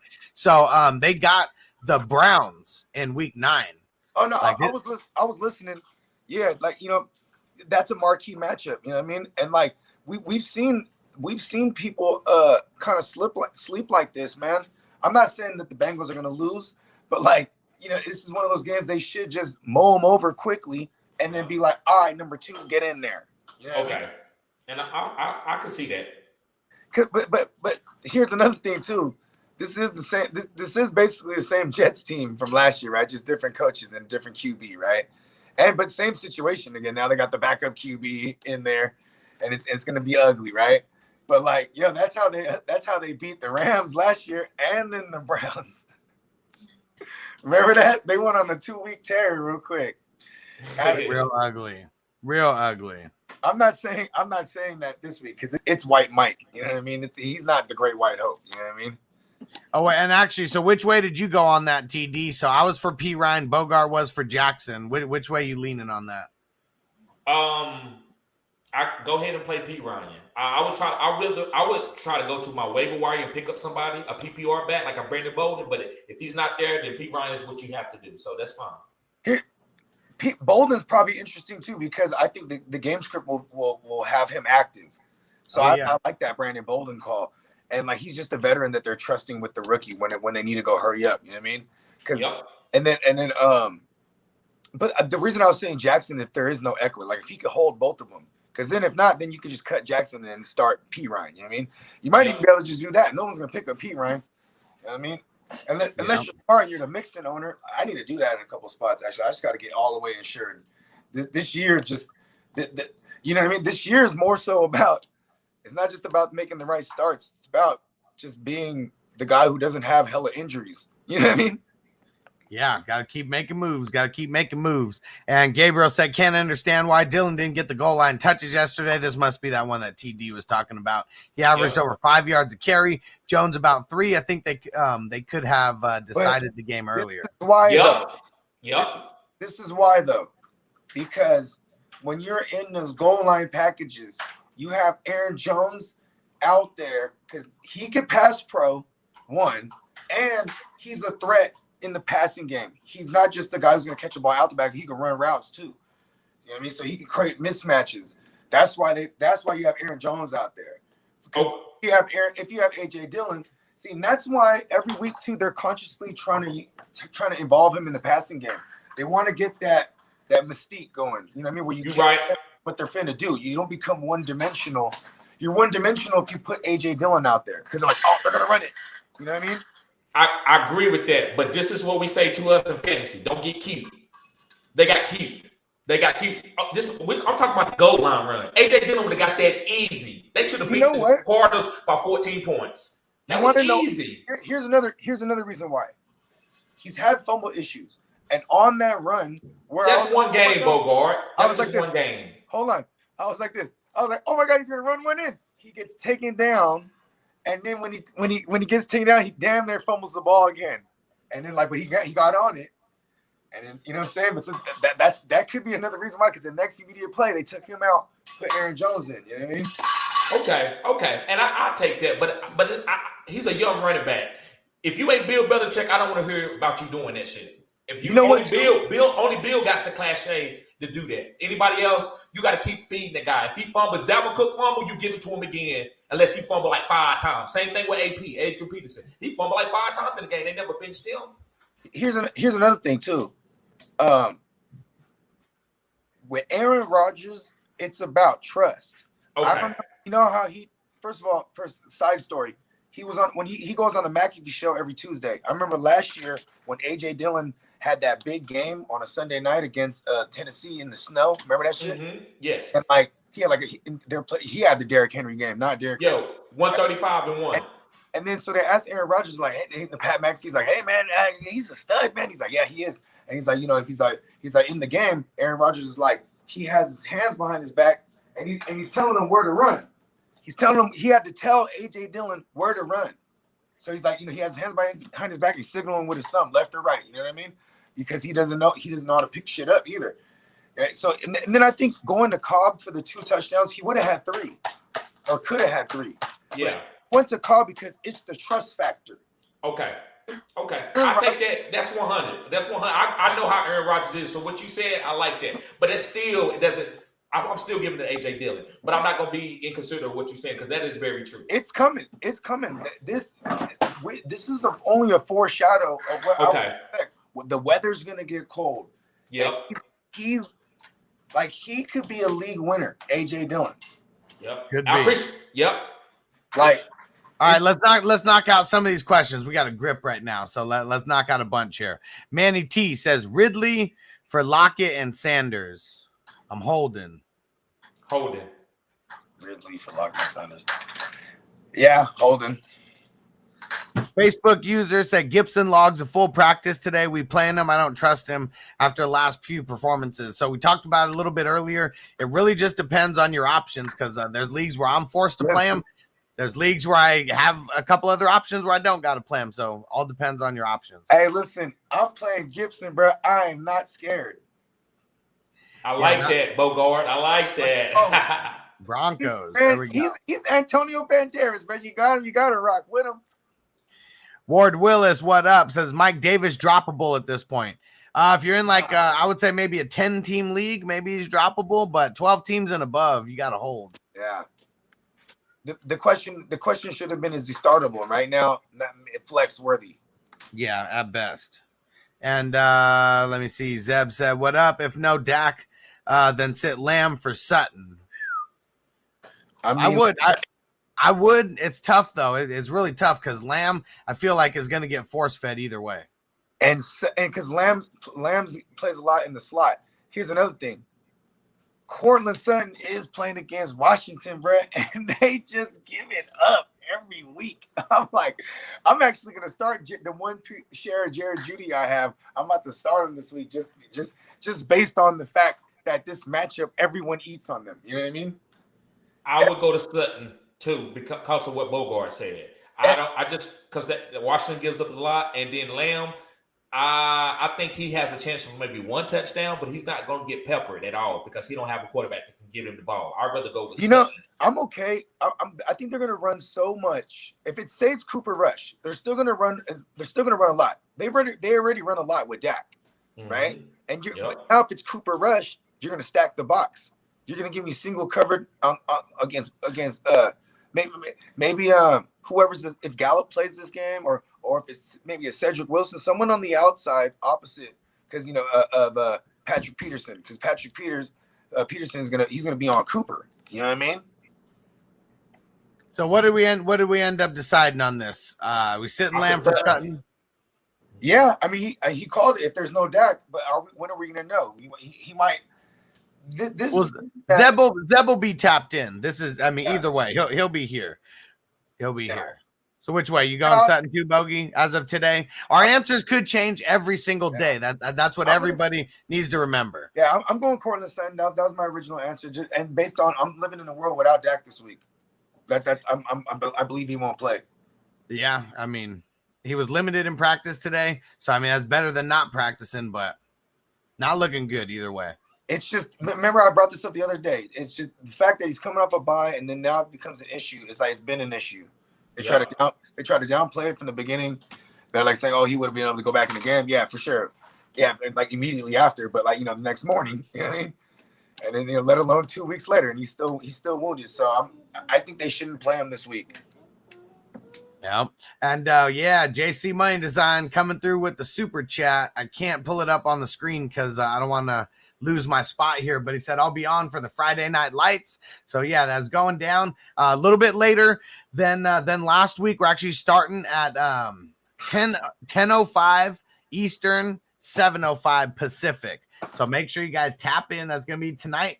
JC Money Design is going to be in the building and said, "P.S. Y'all my heroes." There we go. No. 100, bro. JC Money, you are our hero. You the man. You the man. And Donnie R said, pick one for the flex. Hubbard, Darrell Williams, or Gainwell. I feel like someone else asked this a little bit earlier. It's going to sound ugly. I'm going Hubbard. I like it's Atlanta. Let's run on him. I'm leaning double barrel Darrell. Oh, you're right though, because you could run all over them too. But you know what though, you could hella pass on whatchamacallit on the Giants too. So I would assume this is a big get back game. Maybe I'm kind of more banking on like 60 all-purpose yards, and maybe he gets into the end zone when I'm thinking about Darrell Williams. We've already seen that he can get in there twice and just piss off a Patrick Mahomes owner. You know what I mean? What do you think? What do you think, TD? So I can't give you no straight answer because you didn't give enough intel. So I'm just going to give you the ceilings and the flows. The safe play is Hubbard. He's going to get 15 touches. Mm-hmm. The guy with the most upside is Gainwell. He can have 2 touchdowns. He can get he can have 7 to 8 targets in the pass game and a few runs too. He can have 7 receptions. Yes. So he can have 15 touches too. That's the guy with the most upside. Darrell Williams is just the even kill safe play. You can't get mad whatever you see from it because Kansas City loves to throw the ball around. Mm-hmm. So he could even give you 5 points or he could give you 15 or 20. It's just you can't expect too much out of Darrell. But I'm gonna say Hubbard for the safe play and Gainwell for the upside. I'm going Hubbard. And life and sports talk with Jake. What up? Is AJ Brown all good? Yep. Yes, sir. Didn't practice today because they're resting him. Yep, he's straight. Mr. Grapefruit, what up? He said, pick one Halloween costume for me. Wario, Chef Boyardee, or a beer bottle? Wario. Yeah. Take it all the way back. Yeah. And then eat mushrooms. Yeah. Execution. I got a trade offer for my Saquon Bobby Trees for his Zeke. That's not bad. I'm doing that. Yeah, I would too. Give me Zeke. Who's Bobby Trees? Robert Woods. Oh, okay. So he said I got offer for my Saquon. So he's going to get Robert Woods and Zeke for Saquon? No. They want Woods and Saquon, and they're going to give him Zeke. I'm doing that. Yeah. Okay. I don't need too much context to say that you want to get Zeke over Saquon. And I agree with you, but I think Saquon is going to be special. Man, he was about to go off. He's about to be the number 1 RB. When though? Next year? But it depends. That's why what you say, Hustler. Give you your record, right? So if this guy's 6-1, what would you tell him to do if he's 6-1, Hustler? I mean, if he's 6-1, I'm gonna say just go for it. I mean, Zeke should be like money in the bank. Oh, and you know what? He did give his record, and he said 6-1. Yeah, he did give his record a little bit later, and it was to give the context behind his trade. So he is 6-1. I say get a little bit more top heavy. If Robert Woods is not like your wide receiver 2, I say do it. Yeah, I like that idea. I like the Saquon side. I mean, listen, Saquon. You want to know what's always my main concern with Saquon is not even the injury, because everyone can get injured, right? My concern with him is he's never gonna get no receptions like that. He gets sprinkled in a little bit, but like I feel like anytime I think of Saquon, I'm chasing the Eli Manning version of him. You know what I mean? I like his targets before he got hurt. Yeah, he's just been hurt. Like that's really what it's. Yeah, he was getting 6 targets. He was getting like 6 targets a game in the past game before he got hurt. That was just the Saints game because they went into overtime. I thought so. The big reason why I'm even leaning on this. I mean, I don't do running back for this reason because you're barely moving the needle. But here's why the needle is moving more for Zeke. He's already had his bye week. Yep. Saquon still has the bye week in week 10. So no matter what, you're moving him. You're getting that extra game out of him. That's why I would do a move like this now. That's true. Look at the schedule too. That schedule is like I remember I glanced at it a couple days ago. I was like, oh, okay. Like I like the Cowboys schedule. It's gonna be feasting for Zeke. Yeah, I mean, well, and Saquon probably plays a similar schedule. They both play in the same division. But I just don't trust Danny Dumbass. And like, I mean, you would assume, right, with Jason Garrett there that he would just run, right? He had Zeke before, and now you have Saquon. I know you don't have the same line, but Zeke don't do well without that too, or at least we've seen that. Usually doesn't, probably because he doesn't give a fuck. Like, I mean, yeah. Minaru Cole, what up? T. Higgins, Amari Cooper, Dalton Schultz. What receiver would you trade them for in a deal? I have Mike Williams and Cooper Kupp already. I mean, wide receiver for wide receiver trades. I mean, I have no idea who you. Well, people need tight end. He threw Dalton Schultz in there. So if someone needs a tight end, I go after like a Jared Jeudy or someone, something to complement. Something like you have your big hitter Rick Kupp. Then you have Williams, who is also a big hitter, but like you need someone that's just steady, and that would be like a Jared Jeudy. You could probably get him for Dalton Schultz if that owner is tight end needy. You know what I mean? Yeah, that's what I mean. Instead of players, that's what we're going to tell you to go look for. Go look for a tight end needy team. And if you want to package up a Dalton Schultz plus a T. Higgins or Dalton Schultz plus Amari Cooper, maybe you can get the best wide receiver off of their squad. Yeah. Yes. I mean, just start shooting the offers out. Everybody needs a tight end. You know what I mean? And like, go look at who needs one the worst. That's where you do it. Life and Sports Talk with Jake. I got options if Eckler don't go. Collins or Marvin Jones Jr. to put in the flex. Marvin Jones Jr. Marvin Jones. Yeah, Seahawks. If there's ever going to be a game where he would do something, it better be this one. Listen, he's been eating. I have a ton of Marvin Jones. That's why I know. He's been eating. Aiden, what up, Aiden? Said trade Eckler, Keenan, Woods for Devontae, Adams, Gaskin, and Amari. Eckler, Keenan. I don't know. I'm holding. I mean, yeah, it's too even for me. 3 for 3. Like, you're winning on one, you're losing on the other. Like, I don't like it.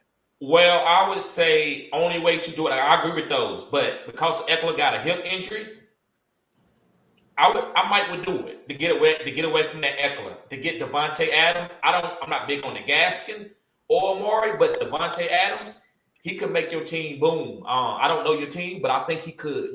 Just because it's Devontae Adams, he's getting super targeted. So I can see myself doing it because I'm scared. I'm scared about the Eckler. I don't want you to get caught with your pants down. And everyone with Eckler definitely could happen. And Axel Cusin said the strap, the belt, brother. That's what he was talking about earlier. Oh, okay. Let's see. Sean, what up? I picked up Michael Carter over Pollard and Gainwell for the rest of the season. Not the next 1 to 3 weeks. Did I make the right move? Yes. Yeah, I'd rather have Michael Carter than those two. And Zeb, Woods or Sutton? Sutton. Yeah, I'm going Sutton versus Washington.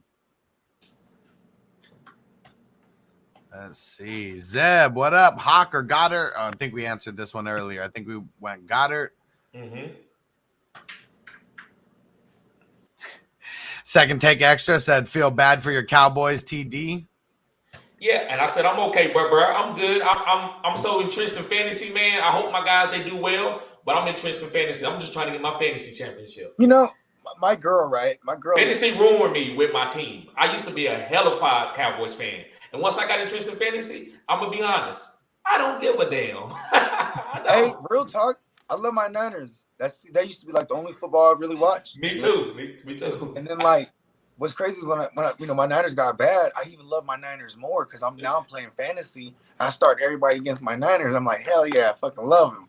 You know what I mean? Go to the games, watch my guys go off, right? No, but here's the thing. What's crazy about my Niners right now, like, you know, like everyone's like, oh, because the Cowboys have big expectations, so it sucks. Like they're getting nightmares of last year, right? Like, oh no, how hurt is he? You know what I mean? Like they're tripping, as they should. And you know, when I watch my Niners, Brett, like this year, I feel like that's what's happening to them again, because like they're just all hurt again, just like last year.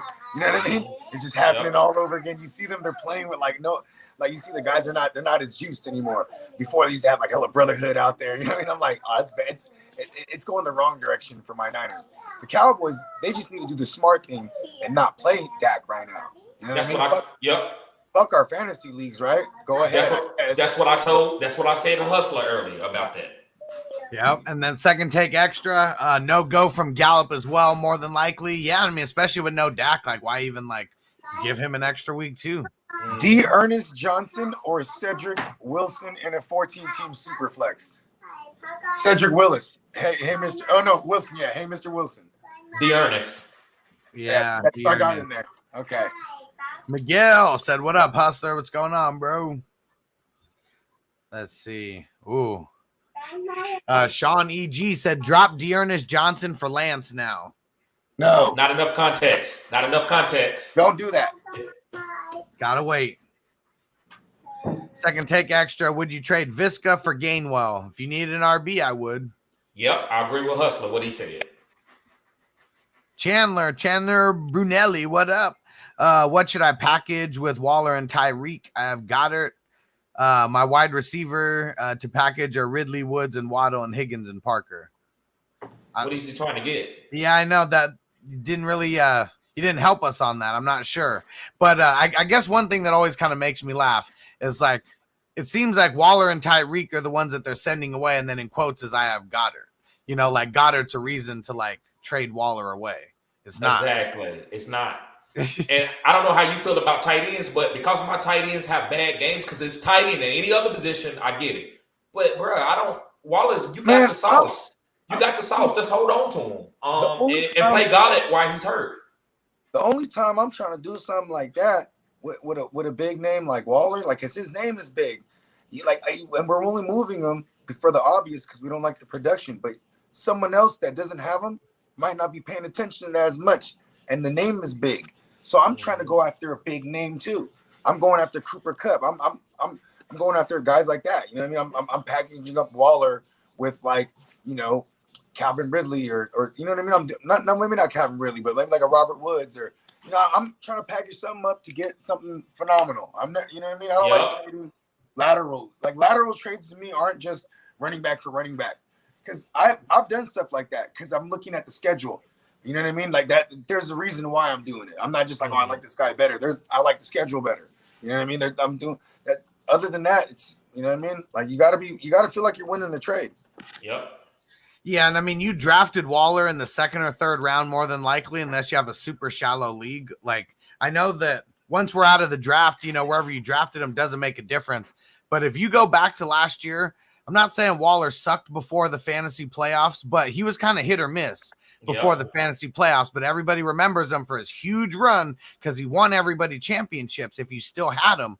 But there was a lot of people I know who got to the point of like not playing him. But guess what? He's still going to boom sooner or later. And you want him to boom on someone else's team, go ahead and ship him off, but don't be foolish.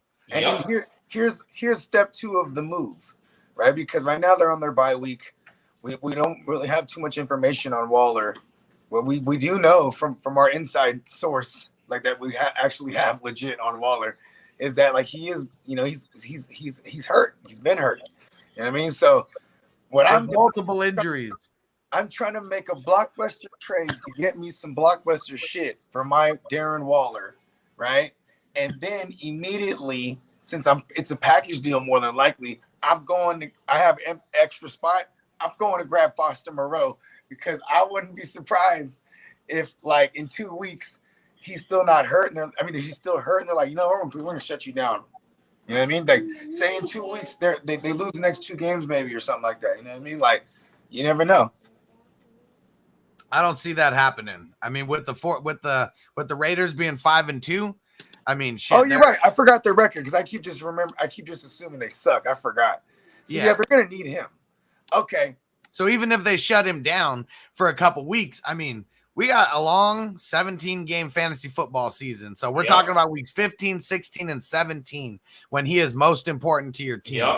He's someone you stash. He's someone you go buy right now for hella low. If people are like you just trying to get away from him, And second take extra said I get Visca. That was Visca for Gainwell. Then hell no, I ain't doing that. I'm holding on to Gainwell. Mm-hmm. Yeah. He's an RB. He's an RB. He was drafted by this regime. You know what I mean? To be something. Yep. To me, he was a top 5 running back in his draft class, but people didn't look at him that way. But I thought he was. I viewed him that same way. He was the best. He was the best. Yep. He was the best pass catching running back. Yep. I had him like 5th. You know what I mean? I even had Michael Carter was like my 3rd favorite running back in the class. I had Puka Williams over those. That's another stream. I had Puka Williams over those 2. Javonte Williams was my favorite though, and I actually dug the landing spot with Pat Shurmur, and like because Pat Shurmur's the guy that drafted Barkley and drafted Dalvin Cook in Minnesota. You know, like he was the coordinator involved in that process. But then fucking Melvin Gordon, just fucking just fucking Melvin Gordon, dude. But remember what John, and I'm giving you some gas right here. Remember what happened with Jonathan Taylor? It takes a little bit of time sometimes. Javonte gonna get his, so that's why he's a great buy low guy right now. Because second half of the season, once they say, "Well, look, Melvin, we done with you." What if Monday we wake up, Melvin Gordon traded to the Kansas City Chiefs? Javonte Williams, you can go ahead and I already have Javonte Williams ready for that, and that happens for a rookie running back down later in the season for your playoffs. Look at Cam Akers. Say it one more time, TD. Let's will that into existence. It's going to happen. That would be so dope if Melvin Gordon this Monday gets traded away to I have no idea who, but anywhere except for the Denver Ravens. Get him off the team. The Ravens. The Chiefs. Oh, man, no. They're going to get Clyde back in a few weeks. But Clyde, what is Clyde? And I'm going to talk about Clyde the way you do OBJ. I'm going to do Clyde the way you do OBJ. He's nothing. But he's a first round draft pick. I just don't see him trading in conference. That's really the only thing I don't see him. Okay. Yeah. That's true. I mean, shit, you might. I mean, you know what's funny is there's a couple things that what does the Broncos need besides picks, right? That you can look at it like that. What is the Ravens quarterback? They need a lot of shit. They need to stay healthy is what they need. Well, for Miguel, here we go. Defense streamers: Chargers, Browns, Chiefs, Colts, Washington. I think I'm going the Chargers over the Patriots. Yes. I'm gonna go with the Chargers. Yeah, I mean maybe. No, I was gonna say the Colts, but no, the Colts' good schedule doesn't really kick in overall until next week versus the Jets. But I would pick them up if you could pick them up a week early, and stash them. I'd definitely do that. Let's see. Yeah, and Antonio said if you could stream the Bengals, I'd do it versus Mike White. Yep. Leo De Loreto, what up? Oh, we already answered this a little earlier. Burrow or Herbert? Going Herbert. All right. Second take extra. Okay. Now I'm still going with Gainwell. Me too. Mark, what up? Let's see. Tony, Emmanuel Sanders, Gibson, Marvin Jones, full point PPR, need 2 to flex. Gibson and Emmanuel Sanders. Well, who's the Tony? Kadarius Tony, I'm assuming. Oh, never mind. Kadarius Toney and Gibson. Oh no, Kadarius Toney and Marvin Jones. I'm going Toney and Gibson on this one. Yeah, tomorrow's practice is going to be super important, but Toney was out there practicing a little bit today, and versus that Chiefs team, yeah, I want it. I want him everywhere that I can have him. Me too. Life and sports talk with Jake, Hawkinson, or Schultz. I think I'm going Schultz, or no, I think I'm going Hawkinson on this one over Schultz.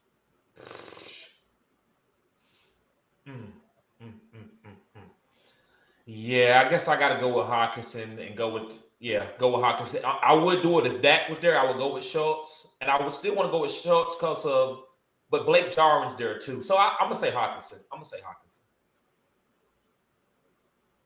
There we go. And Miguel, what up?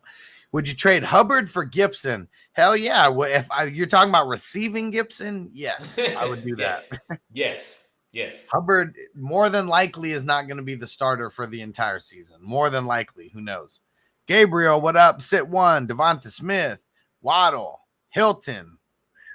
I'm going Waddle on this. You going to sit Waddle? Oh, sit one. Oh, sorry. Yeah, I thought it was start one. Okay. No. Sorry. That's the one that I'd be playing. Yeah. As of right now, I'm sitting T.Y. Hilton because I don't know 100% that he's playing or not. So tap back in Saturday, Sunday, when we know for sure, T.Y. Hilton's status. But as of right now, just in case, I'm saying sit Hilton. And I'm even going farther. I'm gonna go farther with that. I don't care if Hilton's playing or not. He's not better. I'm not gonna put him over Devontae Smith and Waddle because they are the number ones on their team. And he's a number one, but not like he's a deep threat. He's like a Marquise Brown type deep play. There we go. And Nick, what up? We already answered this one. Stokely Hampton on Facebook. Bro, I need two flex for PPR. Tyler Lockett, Alex Collins, Cole Beasley, McKissick. I can also pick up P. Ryan or Tony on the waiver wire. Yes. Drop Cole Beasley, pick up Tony. It's either drop Alex Collins or Cole Beasley to pick up Tony. But I'm doing one of those two, and I'm picking up Tony right away. So how many people he need to drop? Do he need to drop? It says, bro, need two flex for PPR. Okay, you need two. And he said so he needs to start two. Yeah. Okay. So I'm starting Tony. We all agree with Tony. And I like Cole Beasley in a PPR league. I love him this week, especially with Knox being out. Yeah. I know. I say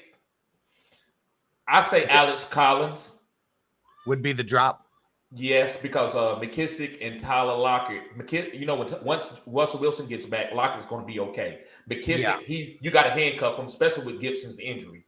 So it's got to be Collins. Yep, and it's tough for me between Cole Beasley and McKissick as far as like playing, and I almost think I got to go McKissick because he's been like one game on, one game off, one game on, one game off. So I'm going to take the names out of it and just think that this is going to be his on game. I'm going to drop Collins for Tony, play him, starting McKissick. Juke, how confident are y'all that CMC stays healthy and off IR? I don't know. 50% confident?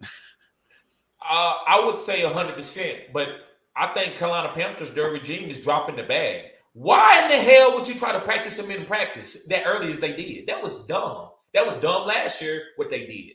Listen, that type of player with that type of skill set, and he's automatically staying out 4 to 5 weeks, 100% healthy. I'm breaking him back slow every time. So, guys, I would expect CMC to come back this year into like maybe I would give it even 2 or 3 more weeks. So, I think when he comes back, he's going to be fully healthy. Hopefully, they learned their lesson. And I don't even think he can officially come back until like week 9 or something. Week 10 maybe is like I think officially when he can come back. But okay, yeah, you got to just assume that he's going to be a stash for a while. And Nick, Zach Moss or Javonte Williams this week? Javonte Williams for me. Javonte Williams for me too. Chandler Brunelli said, looking ahead to week 9, I need a QB. Got Brady and bye. Should I drop LaVisca for Teddy, Wentz, Heineke, or Winston? I say Wentz because they're going up against the Jets. Yes, he's right. He's right. I agree with him. So let me see. I'll read off the other one just in case. So Teddy's got the Cowboys. Heineke's got the... If it ain't the Jets, it doesn't matter. Yeah, Heineke's on bye. Yeah. Go Wentz. Yep. Do it. Jay Sandy need an educated opinion on T.Y. Hilton. Got him sitting. Someone dropped him. I picked him up off waivers. Go ahead, TD. Do your thing. So, look, T.Y. Hilton is still a veteran that knows how to run routes. And that's really good for the quarterback, especially with Wentz. T.Y. Hilton is going to be fine, man. I would compare him to give you a gauge of what you're getting is Marquise Brown. You can possibly get 2 deep plays a game, and that's all you're looking for. He's not going to get 12 targets. That's not him. Michael Pittman is that guy. But the deep plays is going to be through T.Y. Hilton. So I think you should pick him up and stash him for a flex to make your team better going into the playoffs. All right, let's see. And Jay Sandy, is he startable, or should I try to trade him before he comes back? I mean, you're not really going to find anyone who's wanting to trade for T.Y. Hilton right now. At least, not for anything decent anyways. Yep. And Puff Pass, I have Kamara and J-Rob, which I'd 100% start over him. Okay, yeah, we were answering your trade question earlier, and I think we both said make that trade. Mm-hmm. Axel Cushion, is there anywhere else besides where we can sub? And said, laugh my ass off. I don't think my wife would be happy. So Patreon is the other place where you can sub up. And I think actually you might have already subbed up there. Let me see. So we got YouTube, we got Patreon, and we got Twitch. Those are the places that you can sub up as of right now. Also, so it doesn't matter. So tell your wife it doesn't matter what the girls are doing. You're going there for fantasy football content, just like if you was going there for stocks. Don't you know there's really, really successful people that does stocks on OnlyFans? So a lot of women that take off clothes ruin OnlyFans. But I wanted to be different. Hustler has a great Patreon. There's a lot of guys have great Patreons. Hustler's been doing this longer than me. He has a channel that has more subscribers. So I had to do something a little bit different than everybody. So I went to OnlyFans. So it's fine, man. You just tell your wife you're going there for fantasy football content. And you know what? There's other non adult OnlyFans accounts out there. Just so you guys know. I mean, one of the main reasons that I knew that OnlyFans was going to move into more of a mainstream audience is because Darnell Rawlings. Let me see if you guys remember. He's the guy who does this. The one on the Chappelle Show. He has a podcast, and he actually has an OnlyFans specific podcast as well. So he's got his mainstream podcast, and it's not sexual or anything. It's like literally just content for his OnlyFans subscribers. And that's one of the big names that they're working with, to try to get their crossover going. Yep. Appreciate that, Hustle. Yep. And let's see, Francisco, are we having a Q&A tomorrow? I still have a shitload of questionable players. Yeah, so on every Saturday, we actually have 2 question and answer sessions, one in the afternoon and then one in the evening, giving you those Saturday night tips. Facebook user, Pitts for Diggs in a keeper league, who wins? I mean, that's so close because we're talking about someone who's going to be probably looked at as a top 3-4 wide receiver next year, and Pitts is going to be looked at as a top 3, tight end. I think it's super, super even. Who would you rather want, TD? If it's not premium, Pitts is just a really good tight end. So you have to I would go with like the receiver. But if it's premium, Pitts is probably even better than some RB2s. So I actually would go with Diggs if it's not tight end premium. For sure. Yeah. If it's not tight end premium, we should be leaning Diggs. He's going to get drafted sooner. Think about it that way. Who's going to get drafted sooner in your league next year? Probably going to be Diggs. Chandler Brunelli, should I start Woods, Higgins, or Waddle? I think I'm leaning Waddle. I'm leaning Waddle too. All right. And Jay Sandy, don't worry about it. Let's see. Steven Tyler per year. What up? Herbert, Cooper, or Gainwell or Landry at the flex? Herbert. Yeah, I got to go with Herbert. I mean, he's getting all the work there right now, and might be one of the last weeks that he gets before Montgomery comes back. And I think it's going to be a 60-40 split when Montgomery even comes back. Yeah. Definitely going to be something like that because they don't want Monty to keep getting hurt. Exactly. Russell Fry. All right. If Eckler doesn't play, I need 2 RBs and a flex, full PPR. Chuba, Fournette, Gainwell, Judy, Tony. I'm going to say Fournette. Same. And he said he need one more, right? Yeah, 2 running backs and then a flex. So, yeah, Fournette for me also. So I would say Fournette and Chuba. And the reason why I'm going with Chuba over Gainwell, he's just safer. But if you want a guy that's going to give you a higher ceiling, I would say Fournette, Gainwell, and Tony. Yeah, that's what this comes down to is do you need a safe play out of that second RB? Because, yeah, I'd rather go Chuba. If you need more of a Hail Mary, I mean, Gainwell, he might come down with 10 receptions. I mean, we'll see. I mean, that's what it seems like his ceiling is there. So I'm going to go Fournette and Chuba. We're going to play it safe with that RB2 and assume you're projected to win. And then I'm going Tony with that flex spot. We're going to the moon on Monday. Mm-hmm. Francisco, Thielen, McLaurin, Sutton, Hubbard, Henderson, Ridley. Start 1 wide receiver and 1 flex. I'm going to say Thielen. And you need 1 flex. I would say Thielen and Henderson. I'm going to go Sutton for the wide receiver. And that's, it's either Sutton or McLaurin. And I'm same game there too. And actually, you know what? I'm going McLaurin. They're just going to have to get him involved. Even with those DBs that are out there, they're still a little banged up. And for the flex,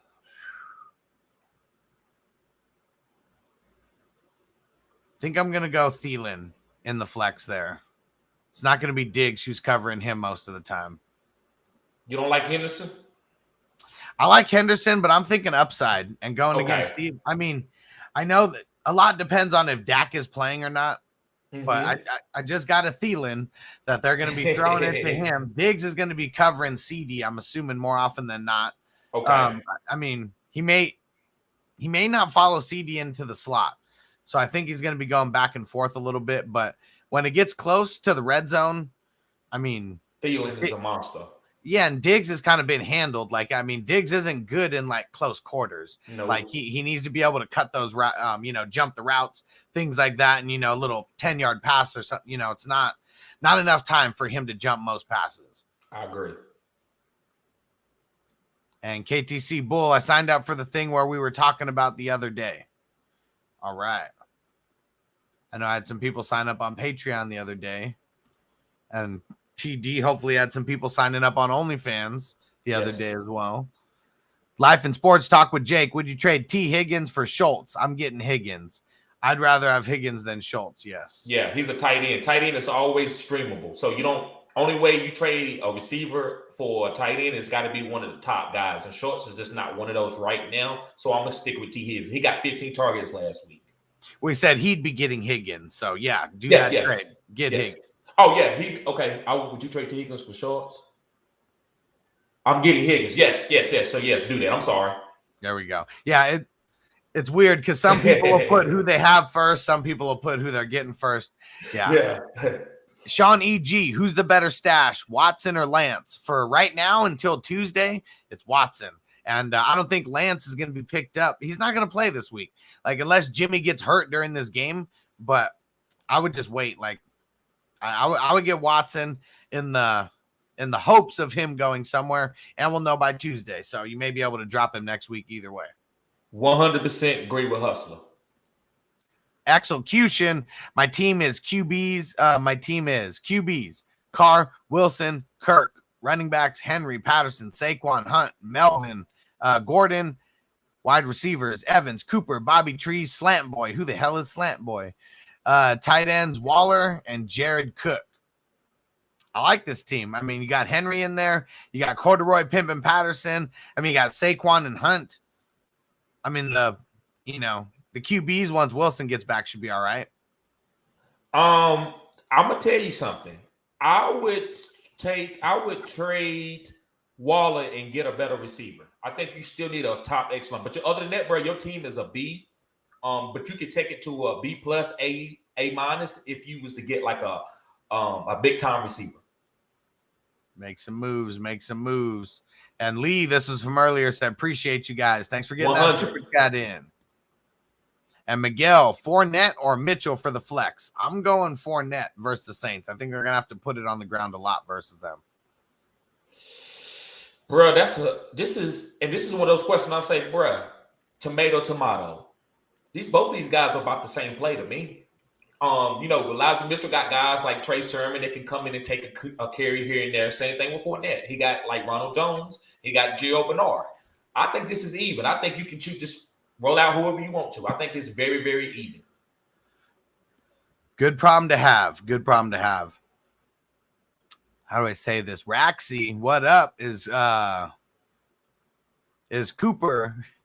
It said Cooper's son reliable since Dak is out. So what Cooper Rush? Is Cooper Rush reliable? I would say that, yeah, reliable is that's too strong of a word.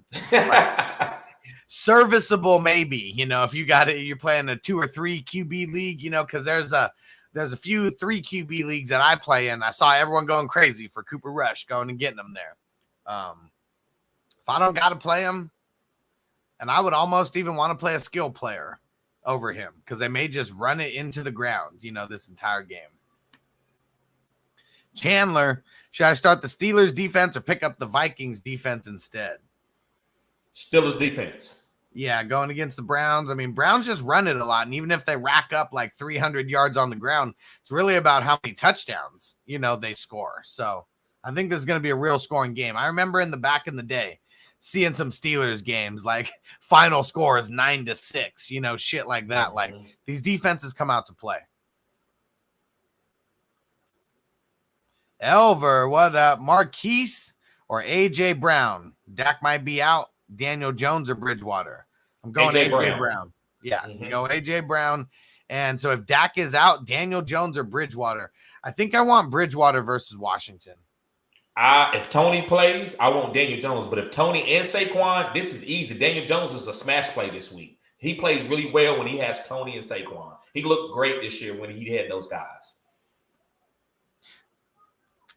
Blue Crew, what up? Half PPR, 12-team Superflex. Drop Mark Ingram for either Phillip Lindsay or Justin Jackson. I mean, if you have to play Justin Jackson, I mean, I wouldn't even do this, I guess. I think I would hold. It's not really making any moves. You just kind of just don't make it a move just to make a move.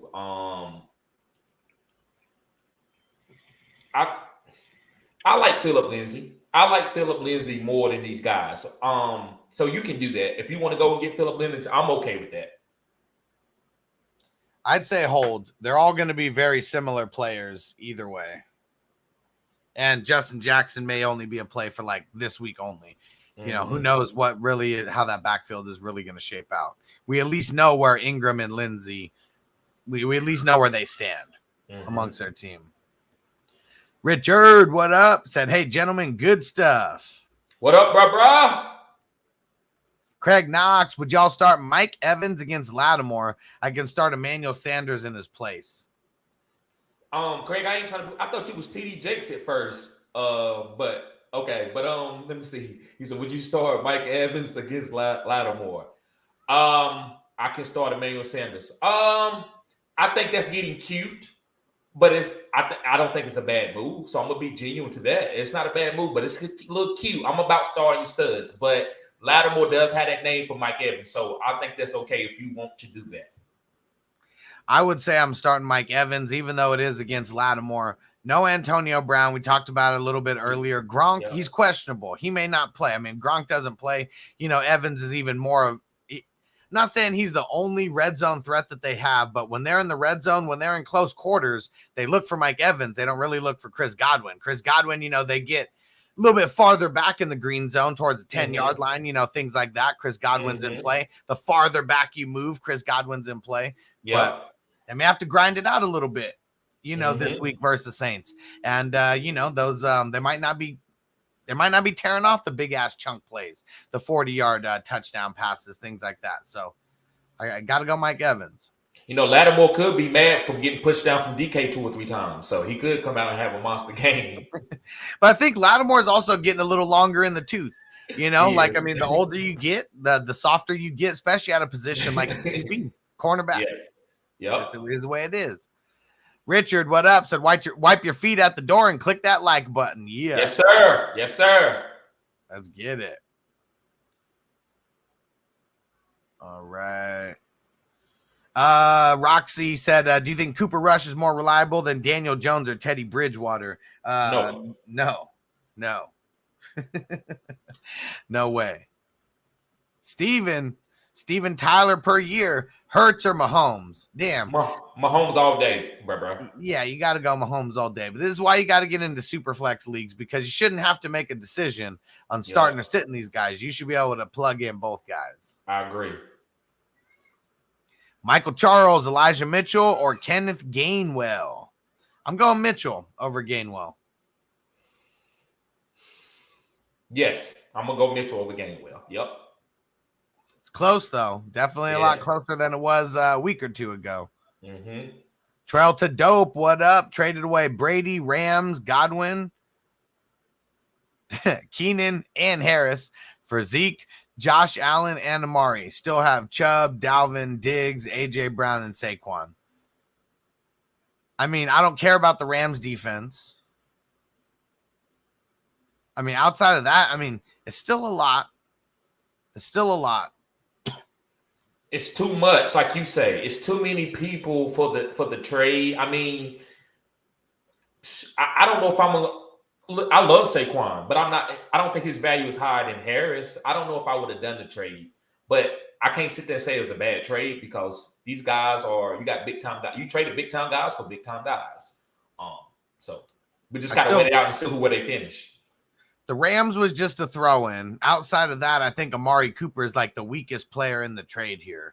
So that's what's kind of tough. I mean, yeah, Zeke and Harris, you're really splitting hairs there. And Harris might end up with more volume, than Zeke ends with. And Brady, he's kind of been doing better than Josh Allen, So, I know he's got his bye next week. So if you're literally just making this whole trade, to avoid a Brady bye week, I don't think that's a reason to make a trade like this. I agree. Richard, Packers are out coached Arizona last night. Packers didn't have the personnel to outplay the Cardinals. Yeah, they didn't, but they knew that the run game was going to do it. A.J. Dillon and Derrick Henry, it's only a couple of teams to me to beat the Arizona defense. You don't beat them with speed. Cooper Kupp, they shut them down. So when you get big backs like A.J. Dillon and King Henry and other guys, you can beat this Arizona defense. Yep. Shout out to C.A. Carucci 23, and being offered Dalvin, Madison, and Bateman for Mixon, Evans, Amari Cooper. I'm 4th place in my league. Receivers will be Debo, A.J. Brown, and Ridley. Should I take this? So I guess I don't really know. I would take it. Yeah, you're getting Dalvin, you're getting Madison, you're getting Bateman. You got to give up Evans, Amari Cooper, and Mixon. Yeah, I'm taking that Dalvin and Bateman all day. Yeah, Dalvin and Madison, that's like one player. But yeah, Bateman's going to be a second half darling. We've already talked about that. And as long as Dalvin stays healthy, he's going to be that dude. Yep. Blue Crew, half PPR 12 team, Superflex, drop mark. Oh, we already did this one. All right. Flappy Chappers, so happy. Who's that? Debo has been blah, blah, blah. Something about Debo. So happy Debo has been traded healthy for Sunday. Releases a lot of stress I had this weekend. So Debo released a lot of stress for you this weekend. by having So, him healthy. I think that's what he's trying to say. By Debo being healthy, he's not stretched out anymore. I yeah, think. and I think because we usually don't get the news on the West Coast teams in time, so I think that's what it is. I haven't really gotten any Debo news like at all of him being a full go at practice or limited. I hope he's a full go because I don't want to have to make decisions on him. Oh, here we go. And then Debo has been labeled healthy. There we go. I just didn't see the next one. Let's see. Aladdin, what up? Start one. Singletary or Bernard Scott? Singletary. Yeah. Singletary. Should I be hanging on to that player that is Lockett? I mean, even with Russ, he's only had 2 hot weeks. I'm 4-3. Standard 12 team have Hopkins, Shepard, and Tony. I mean, don't drop him if that's what you mean. But if you're trying to move him for something, I mean, see what you can get for him. But I don't think a lot of people want him. I think you got to wait for Russ to come back. Like the 2 weeks that he was hot was the 2 weeks that Russ was cooking. Then he got hurt in week 3 or week 4 or something like that. Yeah, he was a top 5 wide receiver while Russ was there. Yeah. Steven, what up? Steven Tyler per year. Herbert, Gainwell, Cooper, Landry at the flex. I'm going Herbert, and I think we answered this one already. Yep. Herbert. All right. Let's see. Flappy Chappers, will they rely on Zeke and Pollard if Dak is out? I think they'll rely on them very heavily. Yeah, if their dad is out, I think they will rely on Zeke and Pollard. Facebook user scrapping the bottom of the barrel. Van Jefferson or Hardman as my flex. Van Jefferson. Yes, we said that. Deshaun Jackson is looking for a trade. That he's seen that they are looking to start working in Van Jefferson. So that trade you made, Hustler, was a killer. You might have a starter flex receiver later on in the season, bro. Oh yeah, and there's actually a league where I had to start Van Jefferson because I'm hurting so bad in with the what's it called bye weeks and all that. Let me see. Aiden Roberts, trade away Eckler, Woods, and Keenan for Devontae, Amari, and Gaskin. I think we answered this, and TD said make the trade for Devontae. I said just hold. Yep. Let's see. Dawn, what up? Shout out to the 420 crew. Need 2 full PPR. Cooks, Allen, Gibson, P. Ryan, Collins. Thanks, guys. I'm going Gibson. And yeah, I'm going Gibson. I'm going Cooks. Who is Allen? I'm assuming Keenan Allen. And actually, I got to change that. So yeah, I'm going Allen over Cooks. Cooks would be an too. emotional pick right now. Me too. I'm gonna go with Gibson and Allen. If that's Keenan Allen. Yeah. Let me see. Bench Cooper for Cooks. No. Perry, I didn't draft RBs that well. I need an RB1. I would give up Pat Mahomes, Damian Harris for Jalen Hurts and James Robinson. I mean, that's a lot. That's a lot because, I mean, Damian Harris has been solid. I mean, James Robinson is better, but it's given up a lot to upgrade just a little bit on a running back.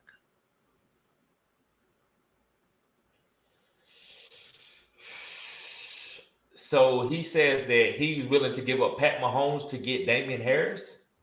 No, he would be trading away Patrick Mahomes, Damian Harris for Jalen Hurts and James Robinson. Okay. I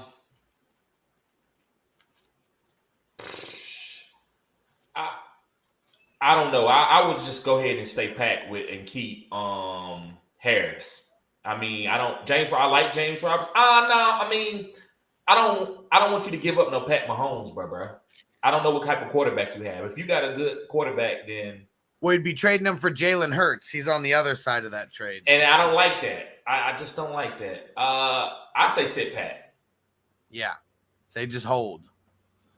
James Z, trade Murray, D-Hop, Monty, Julio for Josh Allen, Lamb, and Hunt. I don't like these trades, these 3-4 players for 3-4 players. It's so much that it's literally just an even trade. Mm-hmm. I'm going to say hold. I'm going to say hold, too. David in the building. What up, bro? What up? David's the one that I was telling you. He's the guy who connected all the dots for that Ricky Williams interview. Oh, okay. Yeah, David's a man. Ryan, what up, bro? Ryan Bianco. I need to pick up a backup QB just in case Kyler misses extended time. Daniel Jones or Carson Wentz. As of right now, Carson Wentz with his next 3. Well, if you already played Kyler, you're not playing him this week, but I like Carson Wentz's next 2 games coming up. If Daniel Jones' team get healthy, if his weapons are healthy, if Tony and Saquon get healthy, I think Daniel Jones is going to be really nice going down the second half of the season. So I'm going to say Daniel Jones.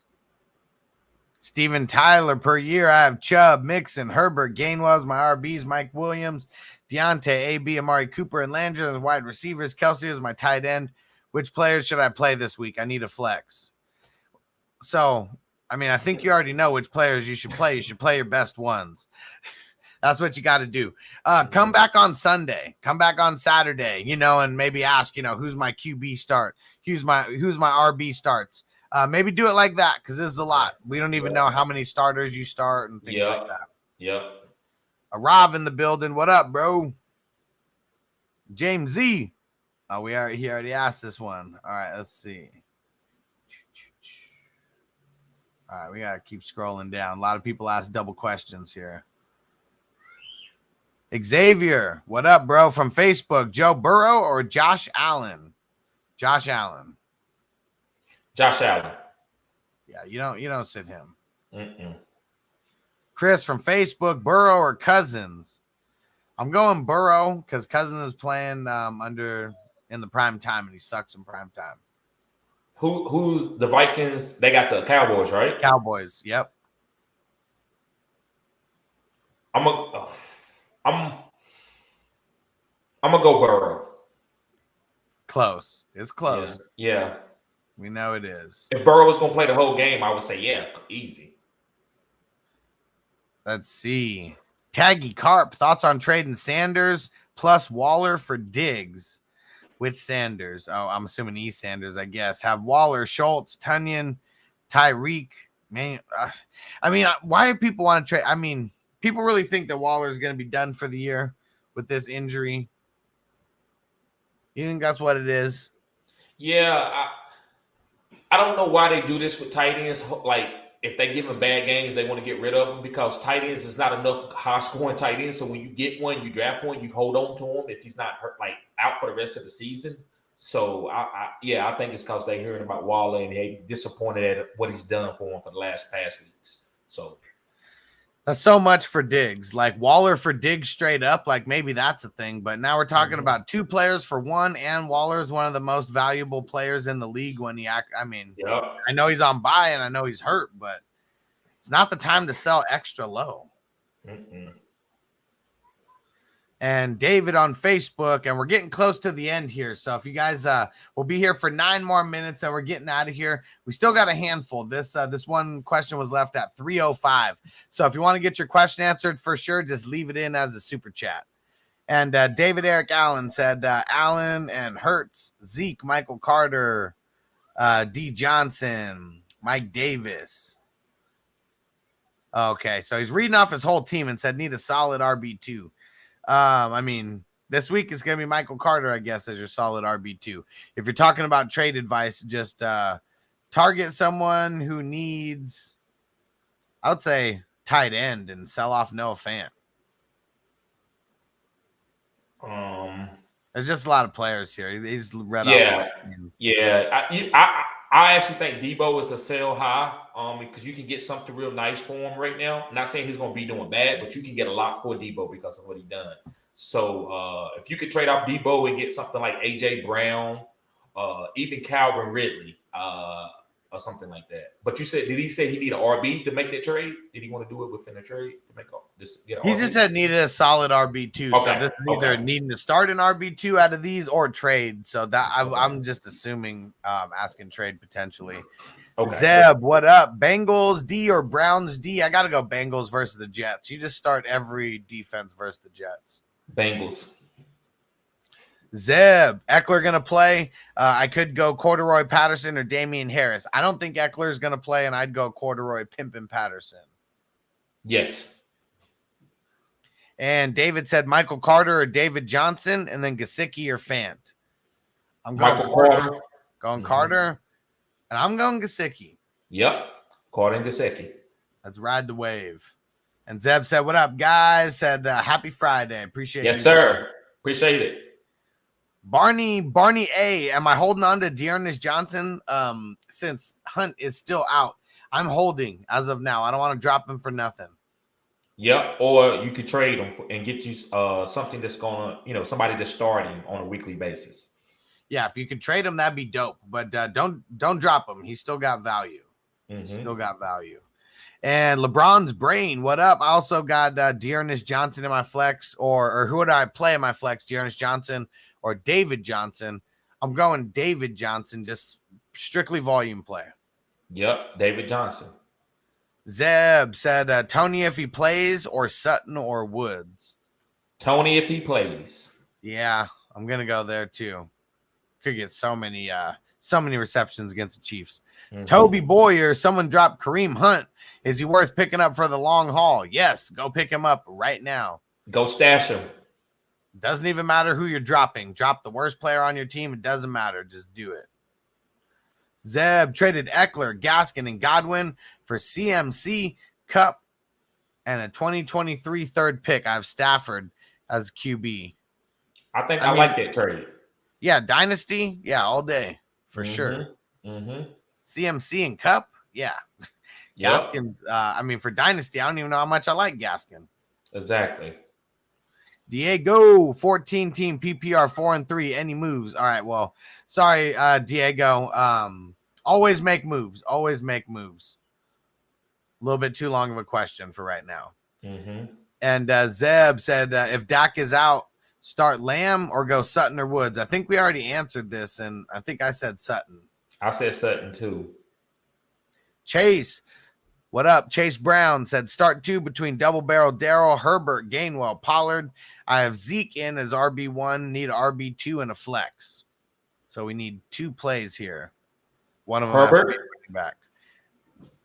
I would say Herbert, and he said start between Darrell Williams, Herbert, and Gainwell, Pollard. I would say Herbert and Gainwell. I'm gonna go Herbert and double barrel Darrell, and really it is just because I think he gets into the end zone. Yep, and he is a safe play. He's more safer than Gainwell, but I gave you the boom guy. Yeah, Gainwell definitely is the boom guy, and I'm definitely throw him out there in a couple games, but just gotta hope for the best. And LeBron's brain, Dak is game time. Yep, he's got the questionable tag. And Eric Allen, if Dak is out, should I start D Johnson? I think that was David Johnson, right? I think that's David. I think it's David Johnson as the flex over CD Lamb in a standard league. No, I'd still play CD. And should I start Michael Carter as my RB2? Yes. Yes, start Michael Carter over your RB2. But if that's David Johnson, it is David Johnson. He said, "Yeah, I guess I would go with CD. Yeah, I can't. I haven't seen what they're gonna do yet, so I got to go with CD, a known commodity." Yeah. Barney, I've been hanging on to him in my league because of the streamer advice from you. Thanks, man. How the hell do I make moves and not rely so heavily on streamer? I don't have a deep team at all. So let me see. Who was that? That was the Dearness Johnson. But that's what fantasy is, though. It's literally like this is a week-to-week game. A lot of people, not just you, are streaming at a lot of positions right now, whether it's that wide receiver 2 or their flex or their running back 2. It happens. And you just got to hope that you have a good waiver claim when one of these big guys just shows up for the playoff run, because it always happens. There's always some running back. Last year was Cam Akers who came in and who was available in a lot of leagues, for week 14 last year. It's going to happen again. You got to be on waivers every single week. You don't slack right now. Yep. Hops in my cup, Claypool or Woods, half PPR. I'm going Claypool. Oh, and Chase Brown said, forgot Hubbard. He's in the mix now, too. I think we'd still be going the same way. I went Darrell and Herbert, and you went Herbert and Gainwell. Would you put Hubbard in over either of those? Hubbard and Darrell Williams is the same. I would probably play Hubbard I might play Herbert over Darrell, but that just depends on how I'm feeling. Yeah, our answers could change on a day-to-day basis. So that's why we do these Q&As like literally every day. So make sure you're tapping in on TD's channel, Fantasy Good Sports. Make sure you're tapping into my channel, Fantasy Football Hustler. We're literally doing these all the time, giving back to the people. We probably do more live streams and answer more questions than anybody in the fantasy football space because both of us put in a lot of hours per week. Barney, what up? With the super sticker, and he said, "I appreciate you guys. Appreciate you, bro. Thanks for getting in." 100, bro. Let's see. Couple last questions here. Manny from Michigan. Emmanuel Sanders for DeAndre Swift. Good trade. If you're getting DeAndre Swift, yes, great trade. It's hard for me to understand these trade questions, so I'm gonna say if you got the Swift side, you're doing good, bro. That's the side you should be on. Yep. And Austin, what up, bro? Shout out to the Patreon crew. Said, with Dak questionable, do I grab Cousins and play him just to be safe? My opponent played Murray and Hopkins, so it's looking good. Also, if Dak doesn't start, pivot off of Lamb with Emmanuel Sanders. So, yes and yes. Yeah. Go ahead and pick up Kirk Cousins and go ahead and I would play Emmanuel Sanders because he has his starting quarterback. So I would say yes and yes. And I'd be looking, I mean, if one QB league, there might be some better plays out there. Like if Carson Wentz is out there, I think I'd go Carson Wentz over Kirk Cousins. Carson Wentz going up against the Titans, who are giving up the booty to wide receivers and QBs. So, yeah, hit me up on Patreon, hit me up in the Discord, and let me know who some of the waiver wire QBs are there besides Cousins. And Taggy Carp, Cole Beasley, and Damian Harris for T. Higgins.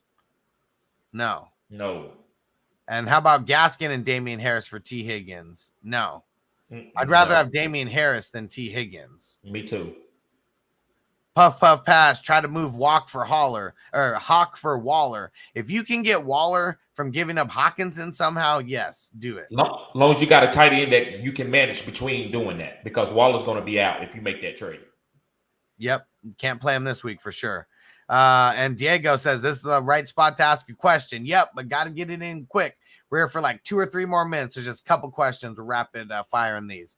Antonio, if Eckler don't play, should I pick up Justin Jackson, Damian Williams, Bolden, or Hasty? I think I would go Bolden. Yes, Bolden. And there we go. Barney said, appreciate you guys. And LeBron's brain said, do I start Wentz because Dak is a game time decision and it's at 8? We're going to get more news before then. So if you're making a decision like right this second, yeah, go ahead and start Wentz. But yeah, just wait. We're going to get more news tomorrow. We're going to get more news Sunday morning. I'm sure we're going to get a little bit of news. But Hustler, he might have to do that now because, if you wait, somebody might snipe him. So if you want to go ahead and play the game just to see, have a backup plan, I think Wentz is okay to go ahead and have on your bench in case Dak doesn't play. Yeah, if you got to pick up Wentz right now, definitely do that right now for sure. Yeah. And Chandler said, thanks for the advice. Hell yeah, Chandler. Thanks for hanging out. Everyone who throw it in the chat. If you hung out like from pretty much start to finish when we were going through the news and all these questions, I'd like to know who you are. Throw it in the chat and just throw 100. Use the 100 emoji in the chat. Yep. I'd like to shout you out personally. And Steven Tyler per year said I traded Higgins and A-Rob for Mixon and Gaskin, then dropped Gaskin, somehow got AB on the waiver wire. You winning, bro. You making winning moves. I like it. Ian, what up? Said, what up, guys? Tony or Gibson in the flex? I know this was coming. Tony. I'm gonna be fair. I'm playing Tony. I mean, I love Gibson. But hopefully you doing this for upside. Hopefully because if you need like Gibson's your RB2, then yeah, you got to go with Gibson. But if this is a flex, yeah, you said flex. So yeah, man, it's Tony. Whoever's the Facebook user that said 100, make sure you throw your name in there because I don't know who you are. It just says Facebook user. But I want to shout you out by name so we know. And Barney said 100. Nice. Been here the whole time. Don Haggard 420 crew been here the whole time. Appreciate you guys because this is a long show. Been here for about 2.5 hours. So long show. Appreciate you guys hanging with us. Yeah. We're almost out of here. A couple more questions. Nice. And Facebook users Barney, he said double watching. I like it. It. Appreciate it. And let's see. Hops in my cup. said 6 100s. I like it. I like it. There we go. And Ian Taylor said, what up, guys? Tony or Gibson? Oh, no, that was the last one we answered there. No, it's the same question. Yep. David Eric Allen said, should I offer Debo, Mike Davis, and Noah Fant for Najee? It's a lot, but I'd do that. I would do that. If that's what it takes to get Najee, just give it up. Tomas from Panama, what up, bro? LaVisca or wait for Tony for Monday night? Peace. Tony. Monday night. I think he's going to wait. And Chandler's been in here the whole time. Chandler Brunelli, what up? Thanks for hanging with us. And Steven Tyler per year hanging with us at 100. I like it. We like the people who hang out on the streams because we're here for you guys putting in the work. Yes, sir. All right. And tell him Richard said, click that like button, everybody. No matter where you are watching, smash that like button. All right. And not the Mayo. Who do I start, Kirk or Daniel Jones? Daniel Jones for me. Daniel Jones for me. M. Garcia, Wentz, Jones, Lawrence, Heineke. I'm going Wentz. Jones. If Tony plays. Hops in my cup. Offer Mixon and Woods for Diggs. I feel like it's paying a little bit too much for Diggs, but I do feel like he's going to be really killing it in the second half of the season, though. Yeah,